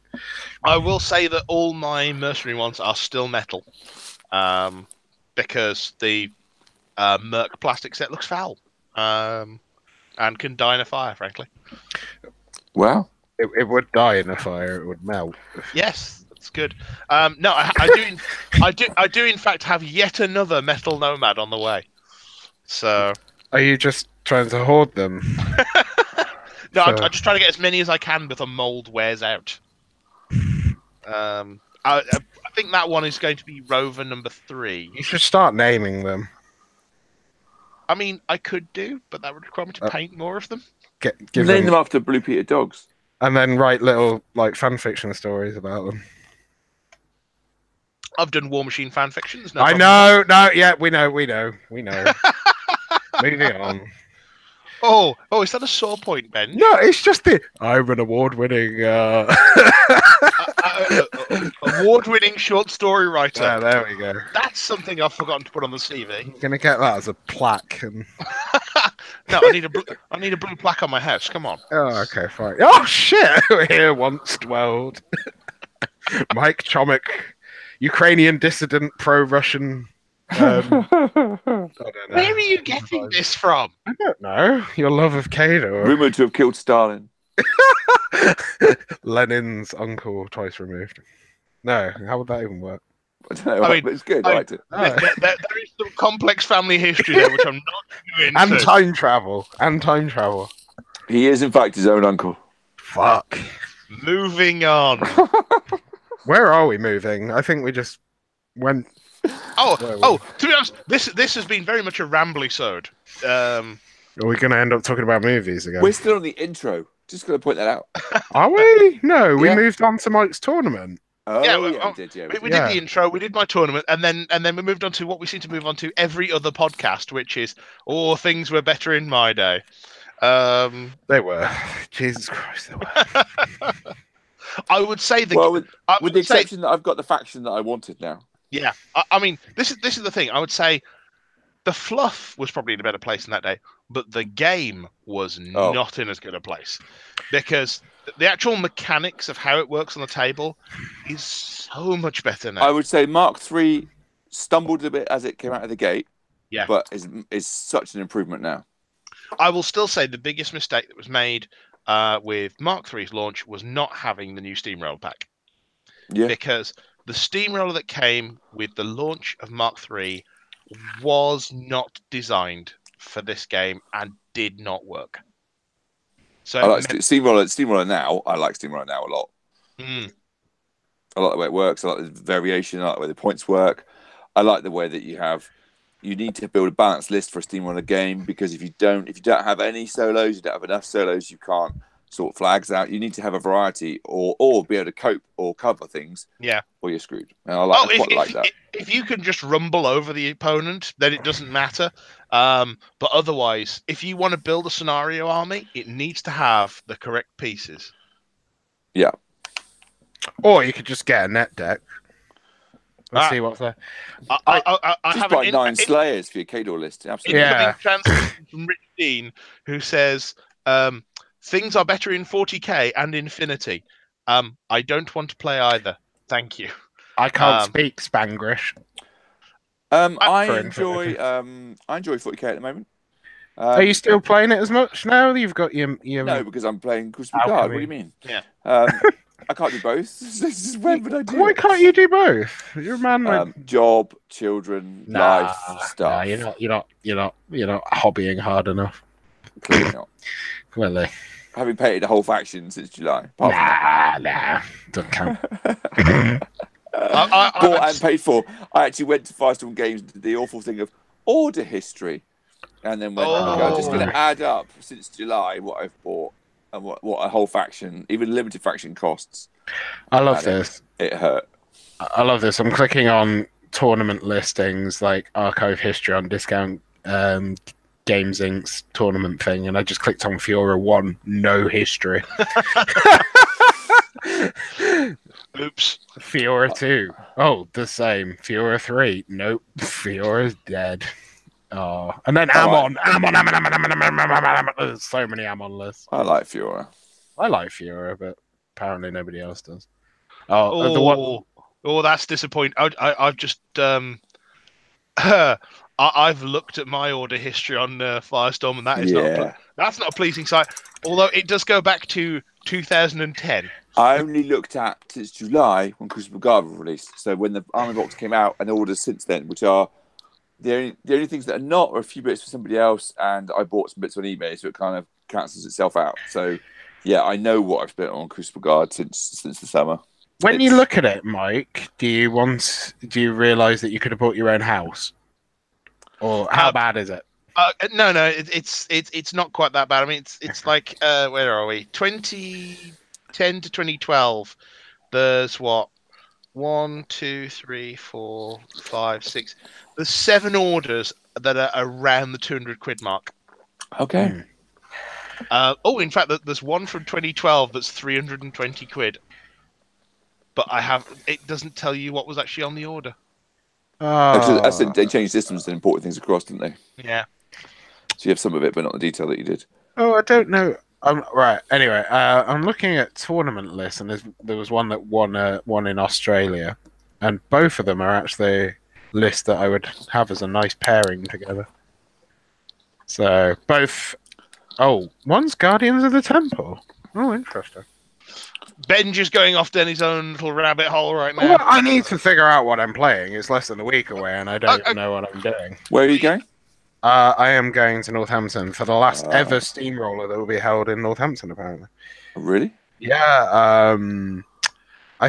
Somebody mentions that because the store there and in Milton Keynes is no longer stocking the range, then they won't be holding any more steamrollers going forward in 2019, which is quite sad. Wow. Yeah. So I don't. That's what I've heard. I don't know if it's entirely true, but apparently this is the last one in Northampton. I'd have to say for the Milton Keynes one, they seem to have a fairly active scene there. So hopefully, if they're no longer hosting there, they'll find somewhere else. Hope so. And when's that next weekend? That's next Sunday. So one in Cardiff next Sunday as well? Is that right or not? Was it last Sunday? Don't know. Don't know. I haven't seen. Mike was on the Cardiff kind of dates. I shall go to the battlefields and see when. I thought I tried to look there and I couldn't see when there was one over there again, but I think they're on a bit of a break at the moment because they've just finished their Steamroller series. Oh, right. So it'll be whenever Byron next week rounds to it. Well, there we go. So the next one at Firestorm will be Sunday, the 20th of January, 2019. A mighty £7.50. Bargain. Yeah. So 20th. Note it down in your calendars. I will right now. Also, try and work out if I've where I am as regards to parental responsibilities. Yes, definitely keen to get to more events. Also, that's an interesting one. On the where is it? 13th of April next year, the Hordes and War Machine Welsh Players Tournament. Welsh. I'm guessing that's a qualifier for their WTCC. WTCC. Does that mean you have to be Welsh to play it? Judging by past events, no. Past participants and past members. Yeah. But you do need to be Welsh or a Merc to qualify for the team. I'm a quarter Welsh. I've got Welsh ancestry. It's if you live there as well, you had it. I don't live there. Thank God. I could see it from the office. Does that count? No. I'm not kidding. I could see Wales from the office. I'd cry if I could see Wales. Well, because they're beautiful. I could barely. I could barely see the car park from my office. You're just in a little box. That's where they keep you. Yeah, pretty much. I have been moved. I have had my 5th desk in. I don't have a death. I thought you just said your 5th death, and then I did think, is this Doctor Who? No, I die a little inside every time I fly to the Netherlands. We could do a new Doctor Who if you like. We could talk about new Doctor Who if you like. I haven't actually no, we seen can't because I'm weeks behind on it. Please don't talk to me about it. So Kurt, tell me about it. Spoilers, please. Cliff notes. I swear to God, I will find a way to kick you from this call. Which one of us? Because I haven't seen it. I just like it. I have multiple options. I have eject and mute. Also, hide from broadcast. What does that mean? What does that do? I guess that means that we can see and hear you, but the outside world can't. Wow. That's how it should be anyway. The power. Stealth muting of all of us. People just hear me talking for 2 hours with occasional comments to you that make no sense. Yeah, exactly. It'd be fine. Be great. Fair enough. Great radio. I think this is very good, and I like the change. So, Benj, if you don't mind giving away your super secret tech. Oh, my super secret tournament-winning tech. What are your plans for it feels that a lot of the lists that have actually come out, that are on top at the moment, have models which I have a majority of. So here's High Reclaimer, unfortunately, which I'm not. Everybody's got High Reclaimer. Everyone's got High Reclaimer. There's a High Reclaimer and there's Harby, and they both look playable. Both have up yin yang. Yeah, both. Well, not double, but at least one in each. Yeah. And the other one, as I said, is running Guardians of the Temple, so he's running the full Flamebringers package, which I really loved with Thyra. So I want to run Flamebringers with Ashlyn so much. Why don't you then? Because I don't own them. Well, just go. Why didn't you buy some with your ill-gotten gains? I tried, and they told me I couldn't have any. What? I could. They had no Flamebringers, they had no Tauros, and they only had one Bilethrall. That's sad, lonely Biothrall. Yeah.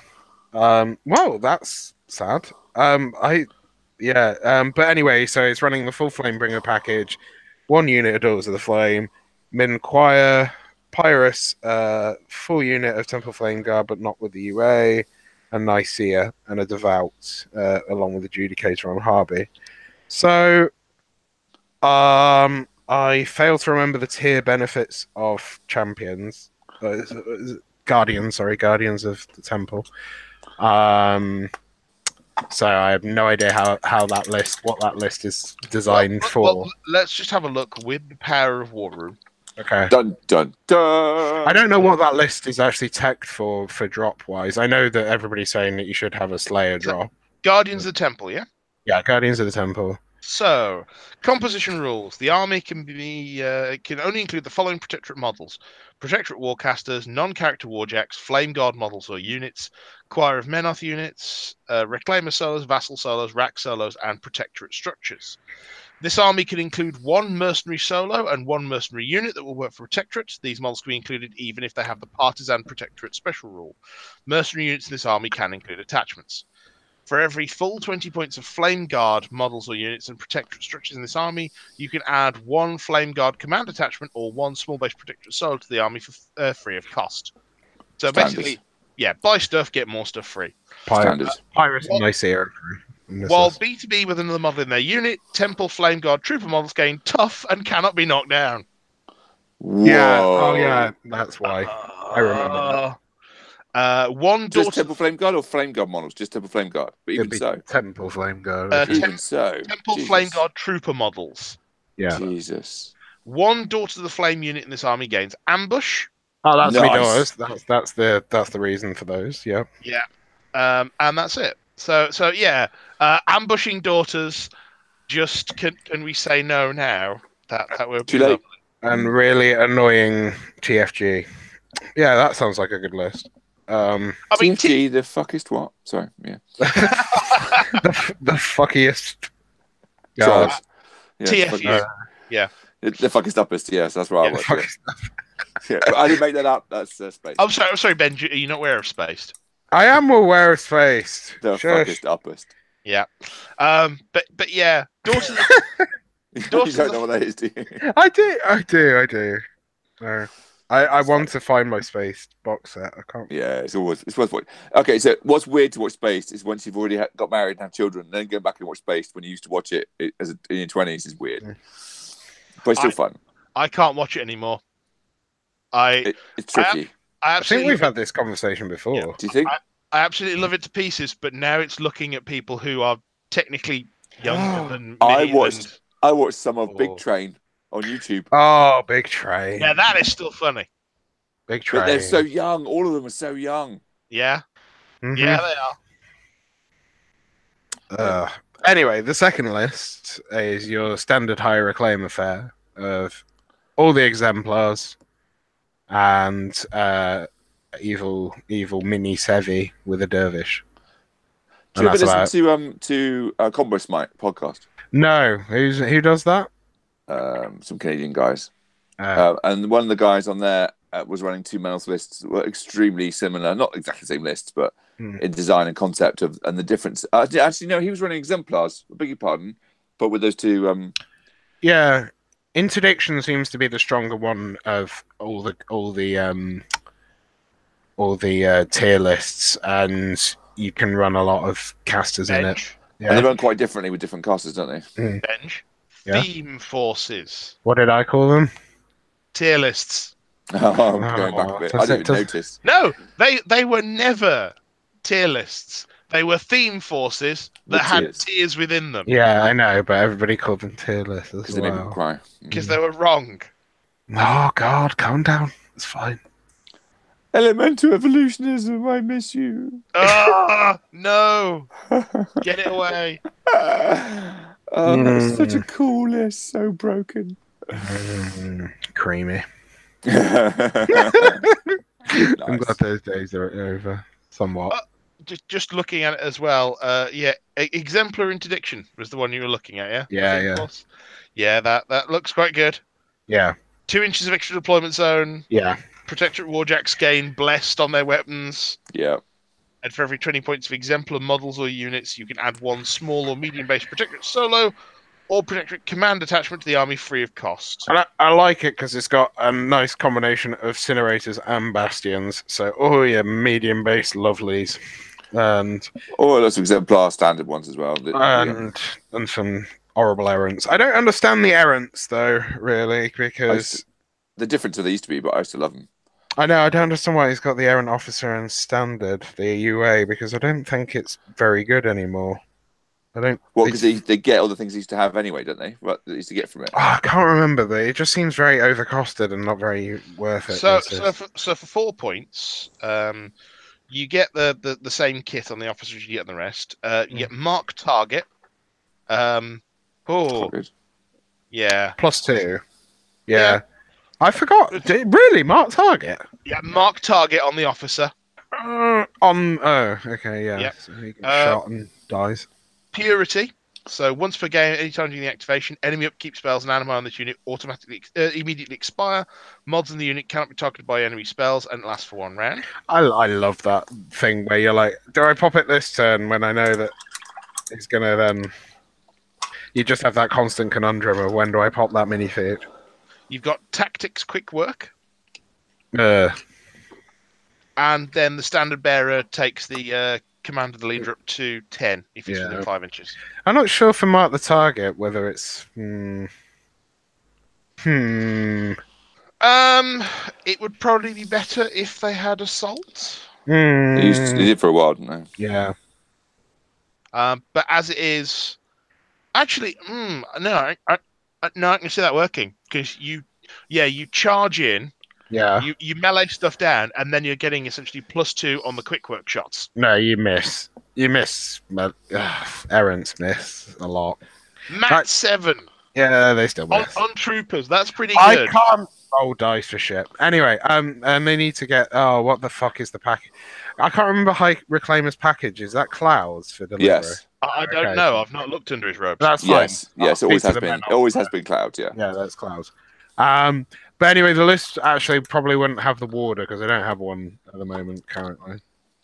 So I'd think of something else to put there. I mean, it's not bad.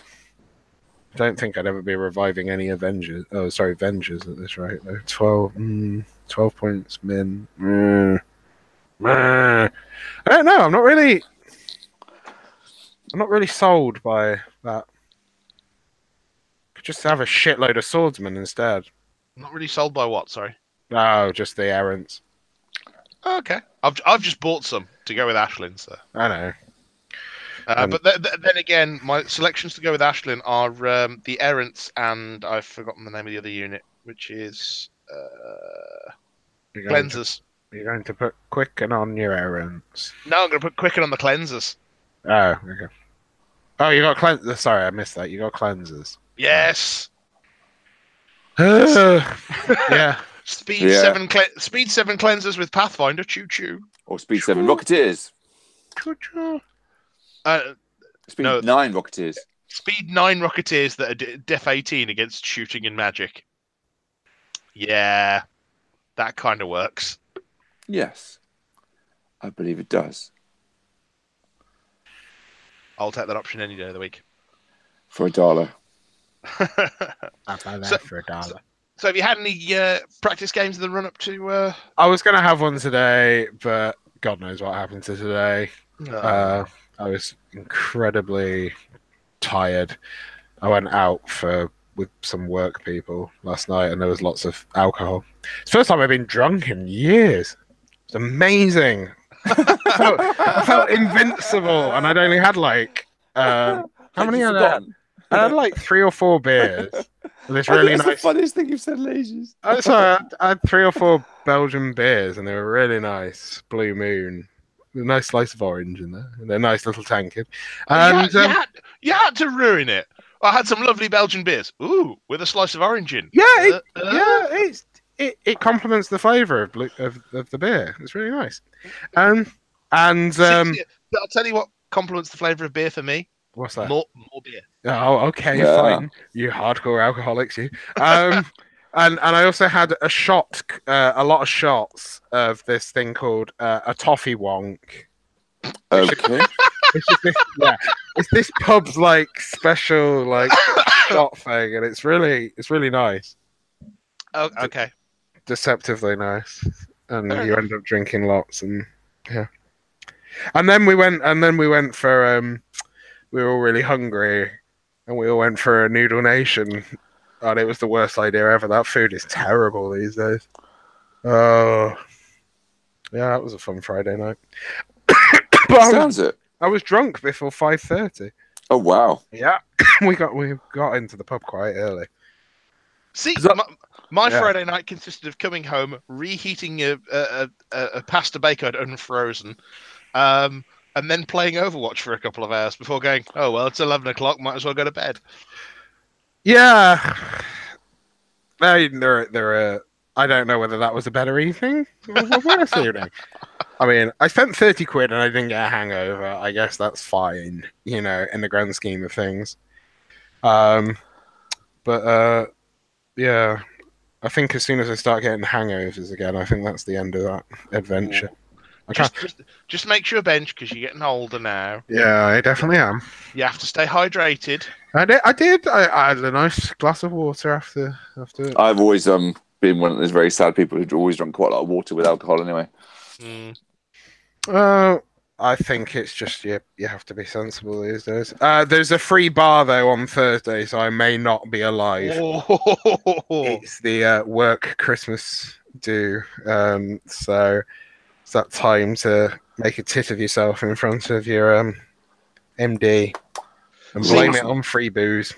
I don't go to ours because since I moved to this company, first of all, it's formal wear only.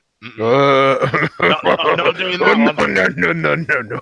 I would not do that. Secondly, it's not the afternoon off kind of thing. It depends what formal wear means. It's not a nice suit or better. See, that's fine. Not DJ, but nice suit I can do. A black mankini. Excellent. That's quite formal. I'd have to buy one of those. And a bow tie. But no, it's so the work Christmas party. Everyone always goes, but why is it on Thursday? And everyone just and it's always the new people that go, why is it on Thursday? It's just go, It's a very good question. Cheaper. Yeah. Cheaper to rent out the venue. I mean, yes. And so that means everybody has to book the day off after. And we've got a Wednesday night kind of pub dinner, which would be quite nice. Yeah. There's only a few of us. It's not very loads. Next week, we have a buffet instead at work during the lunch hour at work where we all take stuff in. Next week is actually going to be quite busy. I've got the work Christmas party. I've got a separate Christmas party. I've then got a gig on Tuesday night in London. Ooh. And the tournament on Sunday. I'm going to see Alan Isakov. Oh, what was his name? I'll link the name in the chat somewhere. Anyway, he's an acoustic guy. He's really nice. Going back to what Kurt said about bringing stuff in, we've actually been threatened with a potluck lunch at work. What? I'm like, okay, I could deal with that because I know that we have a lot of really good Indian cooks spread amongst the teams. So I'm like, yes, I can deal with this. They're already saying, yeah, we'll bring in a massive biryani. I'm like, awesome. Yeah. Mm. The amount of Indian snacks we get at work every time it's someone's birthday, it's like, yes, more of these. Come on. Someone used to make a habit of bringing in those Indian, like, sweets. Oh, God, they are so sugary. Oh, they are lovely, though. Oh, they rot your teeth. You feel the fillings just falling out. It's horrible.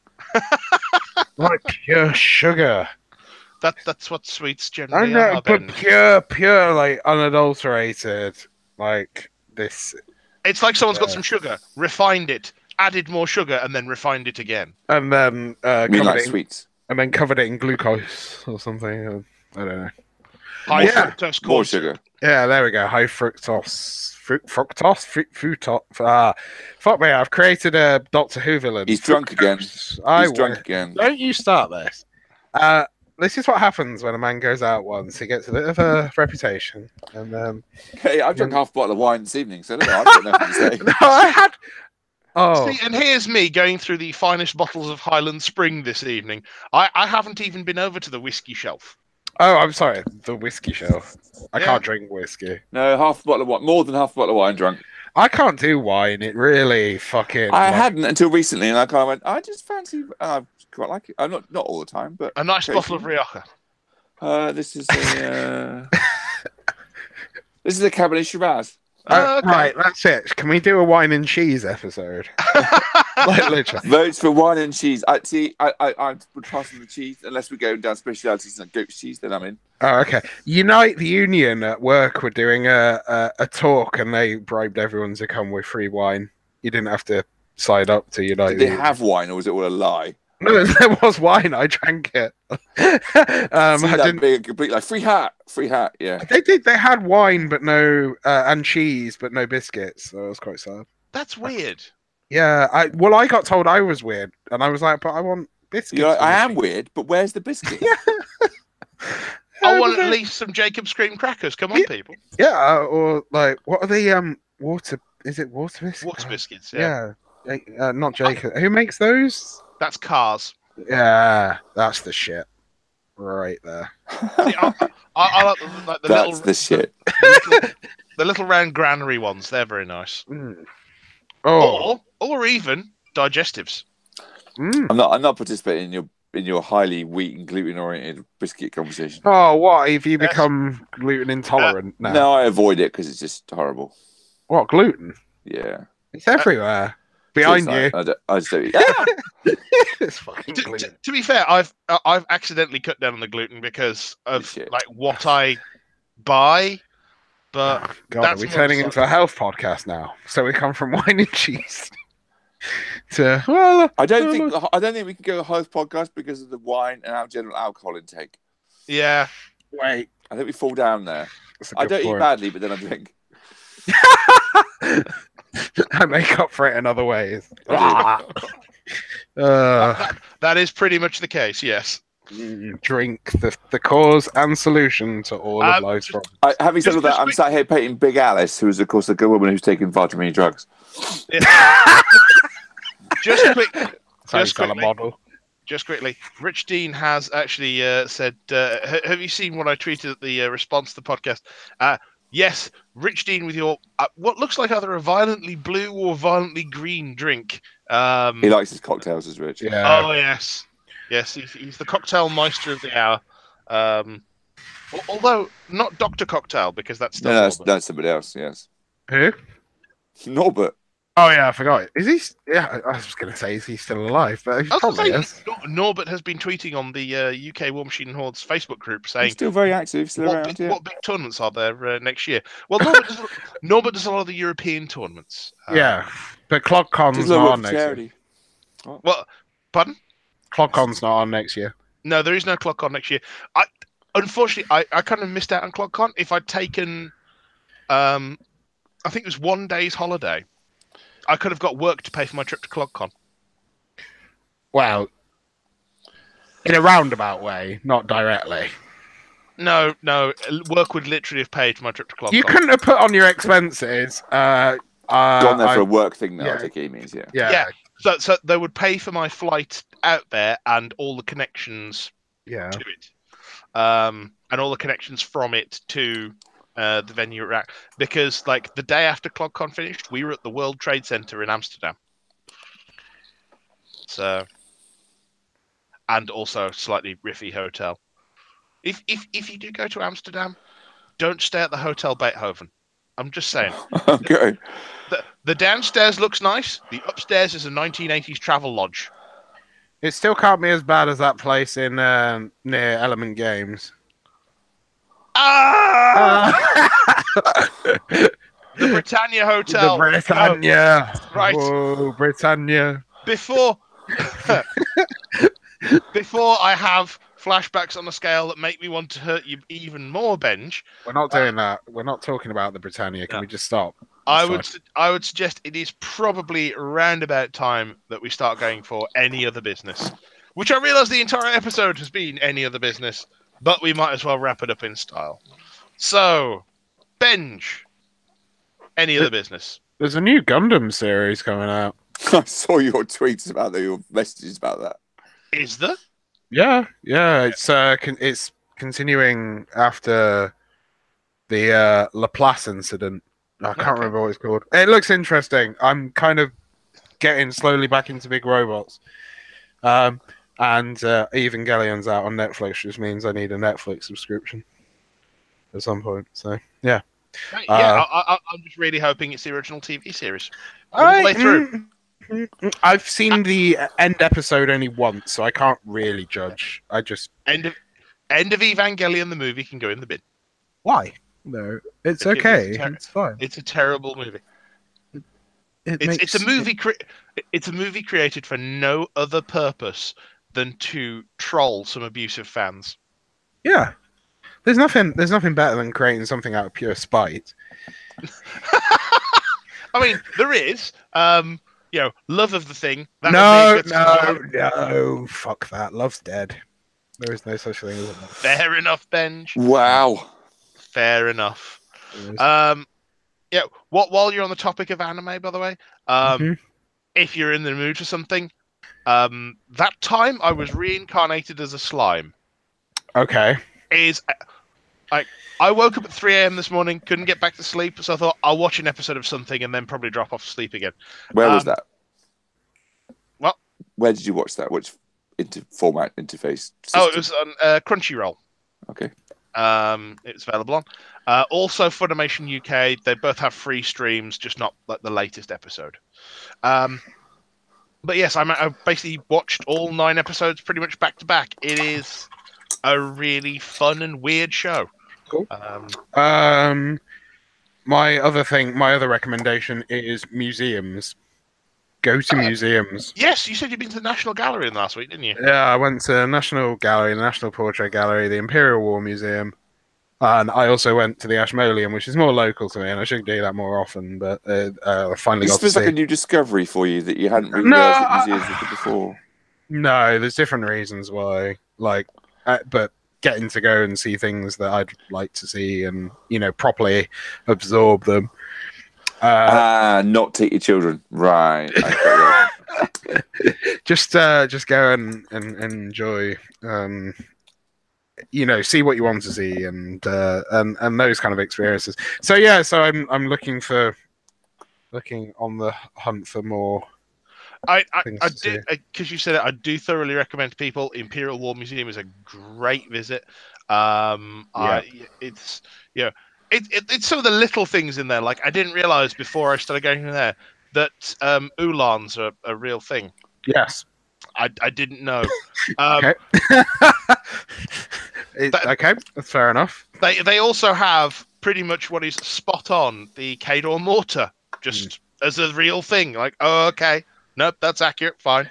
Well, it's very inaccurate, but yeah, very, very inaccurate. Well, I'm going to London again on Tuesday, as I said, for the gig. I got the day off, so I'm going to go and try to go to the British Army Museum in Chelsea, and a few other places. So I'll probably try and get into the National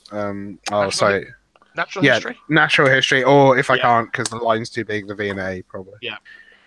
No, the museums of London, all the big free ones, really good. If you got the time as well, there's the Transport Museum, which you have to pay to get into, but it is also very good. So on Covent Garden. Yes, that's the one just off Covent Garden. It's got weird things, like it's got all the old 1920s like carriages and stuff, so you can see what the tube was like when there were no windows, and it's just yeah. Could you imagine that now, though? No, it'd be awful. There's already no oxygen. I was going to say the tube as it is in the middle of summer in rush hour is already awful enough. It does not need to be made worse. The escalator in Piccadilly is currently limited to only one going down, and it was just cattle. It was just that was horrible. But Piccadilly Circus? Piccadilly Circus. Just go to Leicester Square. But you then you have to then get off and then go connect it. So or walk. No, right. I couldn't walk to Marylebone. Well, I could walk to Marylebone. It's fine. There's like there's 3 stations that are in a really close proximity to one another. Was it Covent Garden, Leicester Square, and I think it's Piccadilly Circus. That are all kind of not even walking distance. You can stand at the exit to one and see the next. Covent Garden and Leicester Square. If you are in the front carriage, you can basically see the platform of the next one, while the people at the back can see the platform of the last one. That's how close some of these stations are. So that's a good piece of advice, actually. Always check, if you're in London, on the tube, whether you actually need to take the tube for your journey. Yes. I often, when I go for conferences and things in London in the morning, when I go off the train at 8:15, I'll walk for most of it. I remember in the first year of uni, going back to museums, we went to one of these old restored theatre surgeries. That was really interesting. I'm trying to find that at the moment where it was that we went. It was like fully preserved, sort of theatre with the operating table directly in the middle and all the tools and equipment and stuff like that. And it was a teaching hospital. It was very interesting. From back in the days where everyone died of gangrene anyway, so why bother? Yeah, exactly. But you get to look at them die. So yeah, and there's and Greenwich, obviously. Oh, I guess I could go to the Tate Modern. I haven't been there in a fucking while, but that's sometimes really disappointing. Depends what's there. Depends what's on. Yeah. Fair enough. Lots to do, lots to see, and probably lots to drink as well. Definitely. So okay. Kurt, any other business? I'm painting. I'm painting lots of crystal guards still. I'm painting Alice in both her forms and a big train. Big train. And I've bought McKay, and I've magnetized her and magnetized a different gun on the front, and so I can use her as the normal train or as the caster if I feel the need. I did proxy her as her I played one game with her. It was quite interesting. But yeah, I played quite a few games recently. Generally playing about one a week. This has been quite cool for a while now.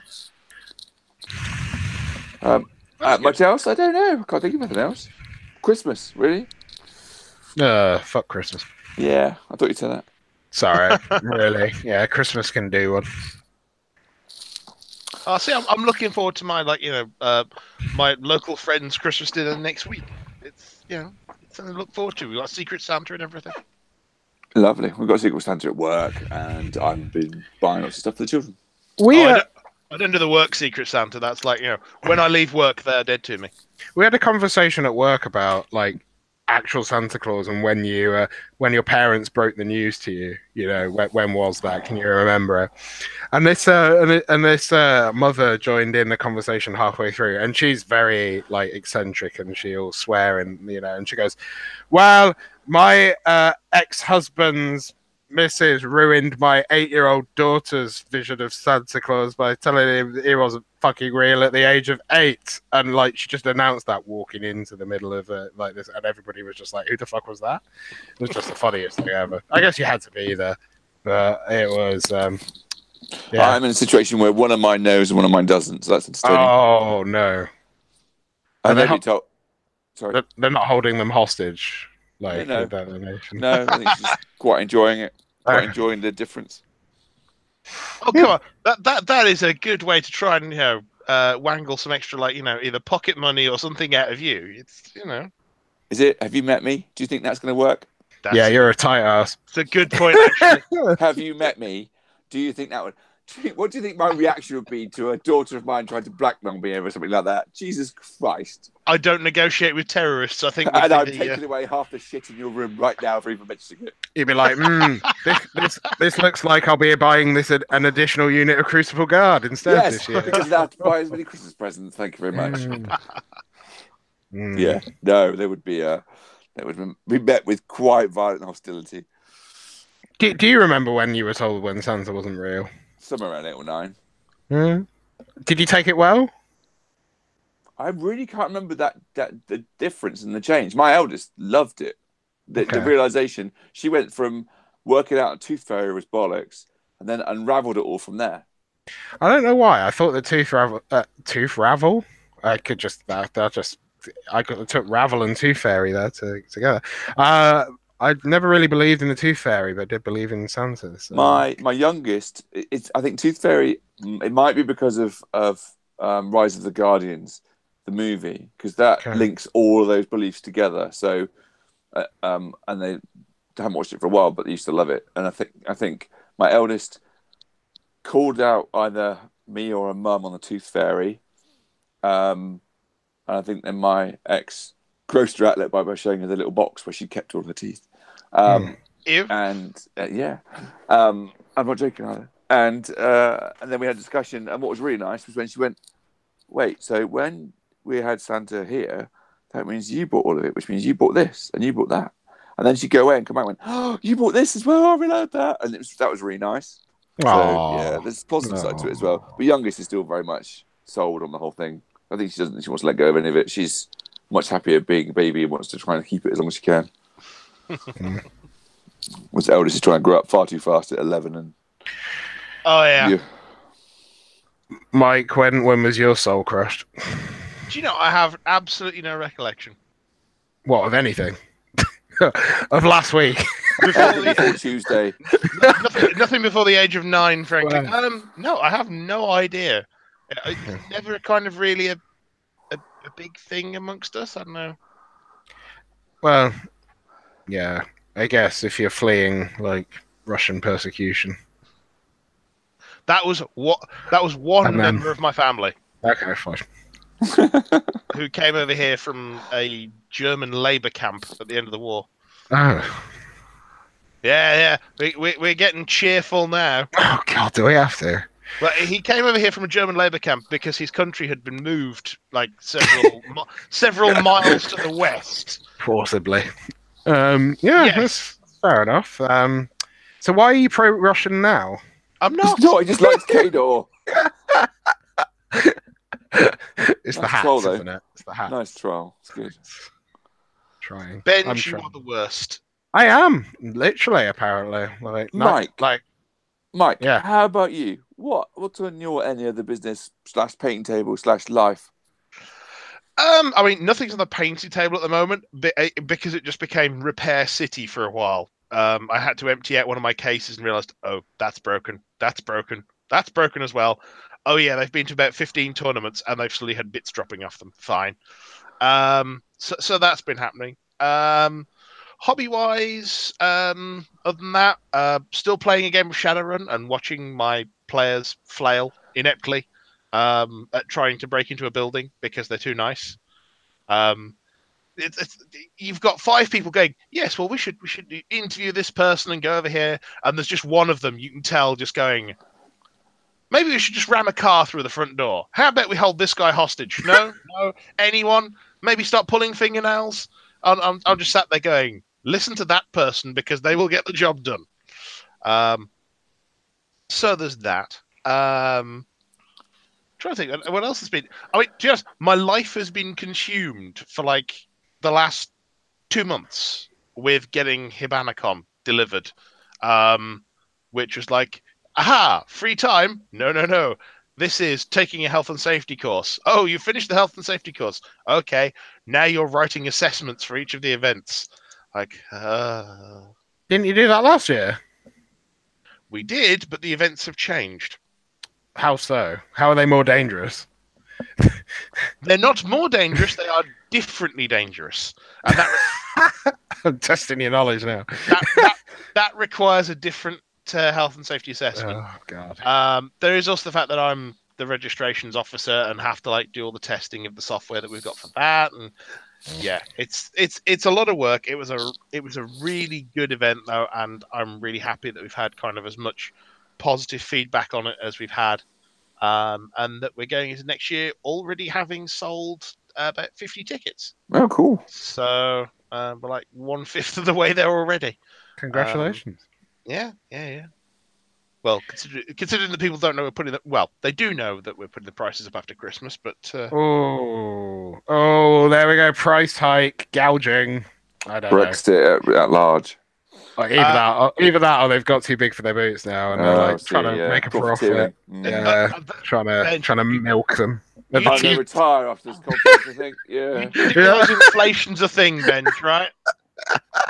Of course I do. That's why everything's so fucking expensive. Yeah. I'll talk to you when I get back from the Seychelles. Yeah, see you later. Yeah, I've just got to deposit this money in the Cayman Isles. I think I'll go for a holiday. Having done the shopping today, I'm very much aware of price gouging, of inflation. Okay. So yeah, I mean that's pretty much me. I'm trying still to get a game of Giant Killer Robots, but it's like every time there's a board game meetup, we have too many people for it, and it makes me sad. Well, just kill some of those people, and then they don't turn up, and then you can. No, because they're my friends, Ben. Oh God, friends are transient. It's fine. You'll find some new ones. Just replace them.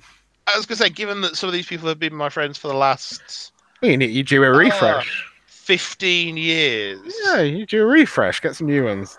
New perspectives on life. I don't know. I was going to say, you don't meet new people after like 30 Benj. No, you don't. It's you hard really work. Don't. It really is. Difficult. People hate you when you turn 30. Actually, gaming environments and tournaments and events is probably the only way that I've. They do people. Help. Yeah, I'll agree with you there. I speak to but you do have to talk to people. You have to interact and talk to people at events to not that to happen, though. Yeah. Oh God, that's me. On that very positive note, should we start signing off the show?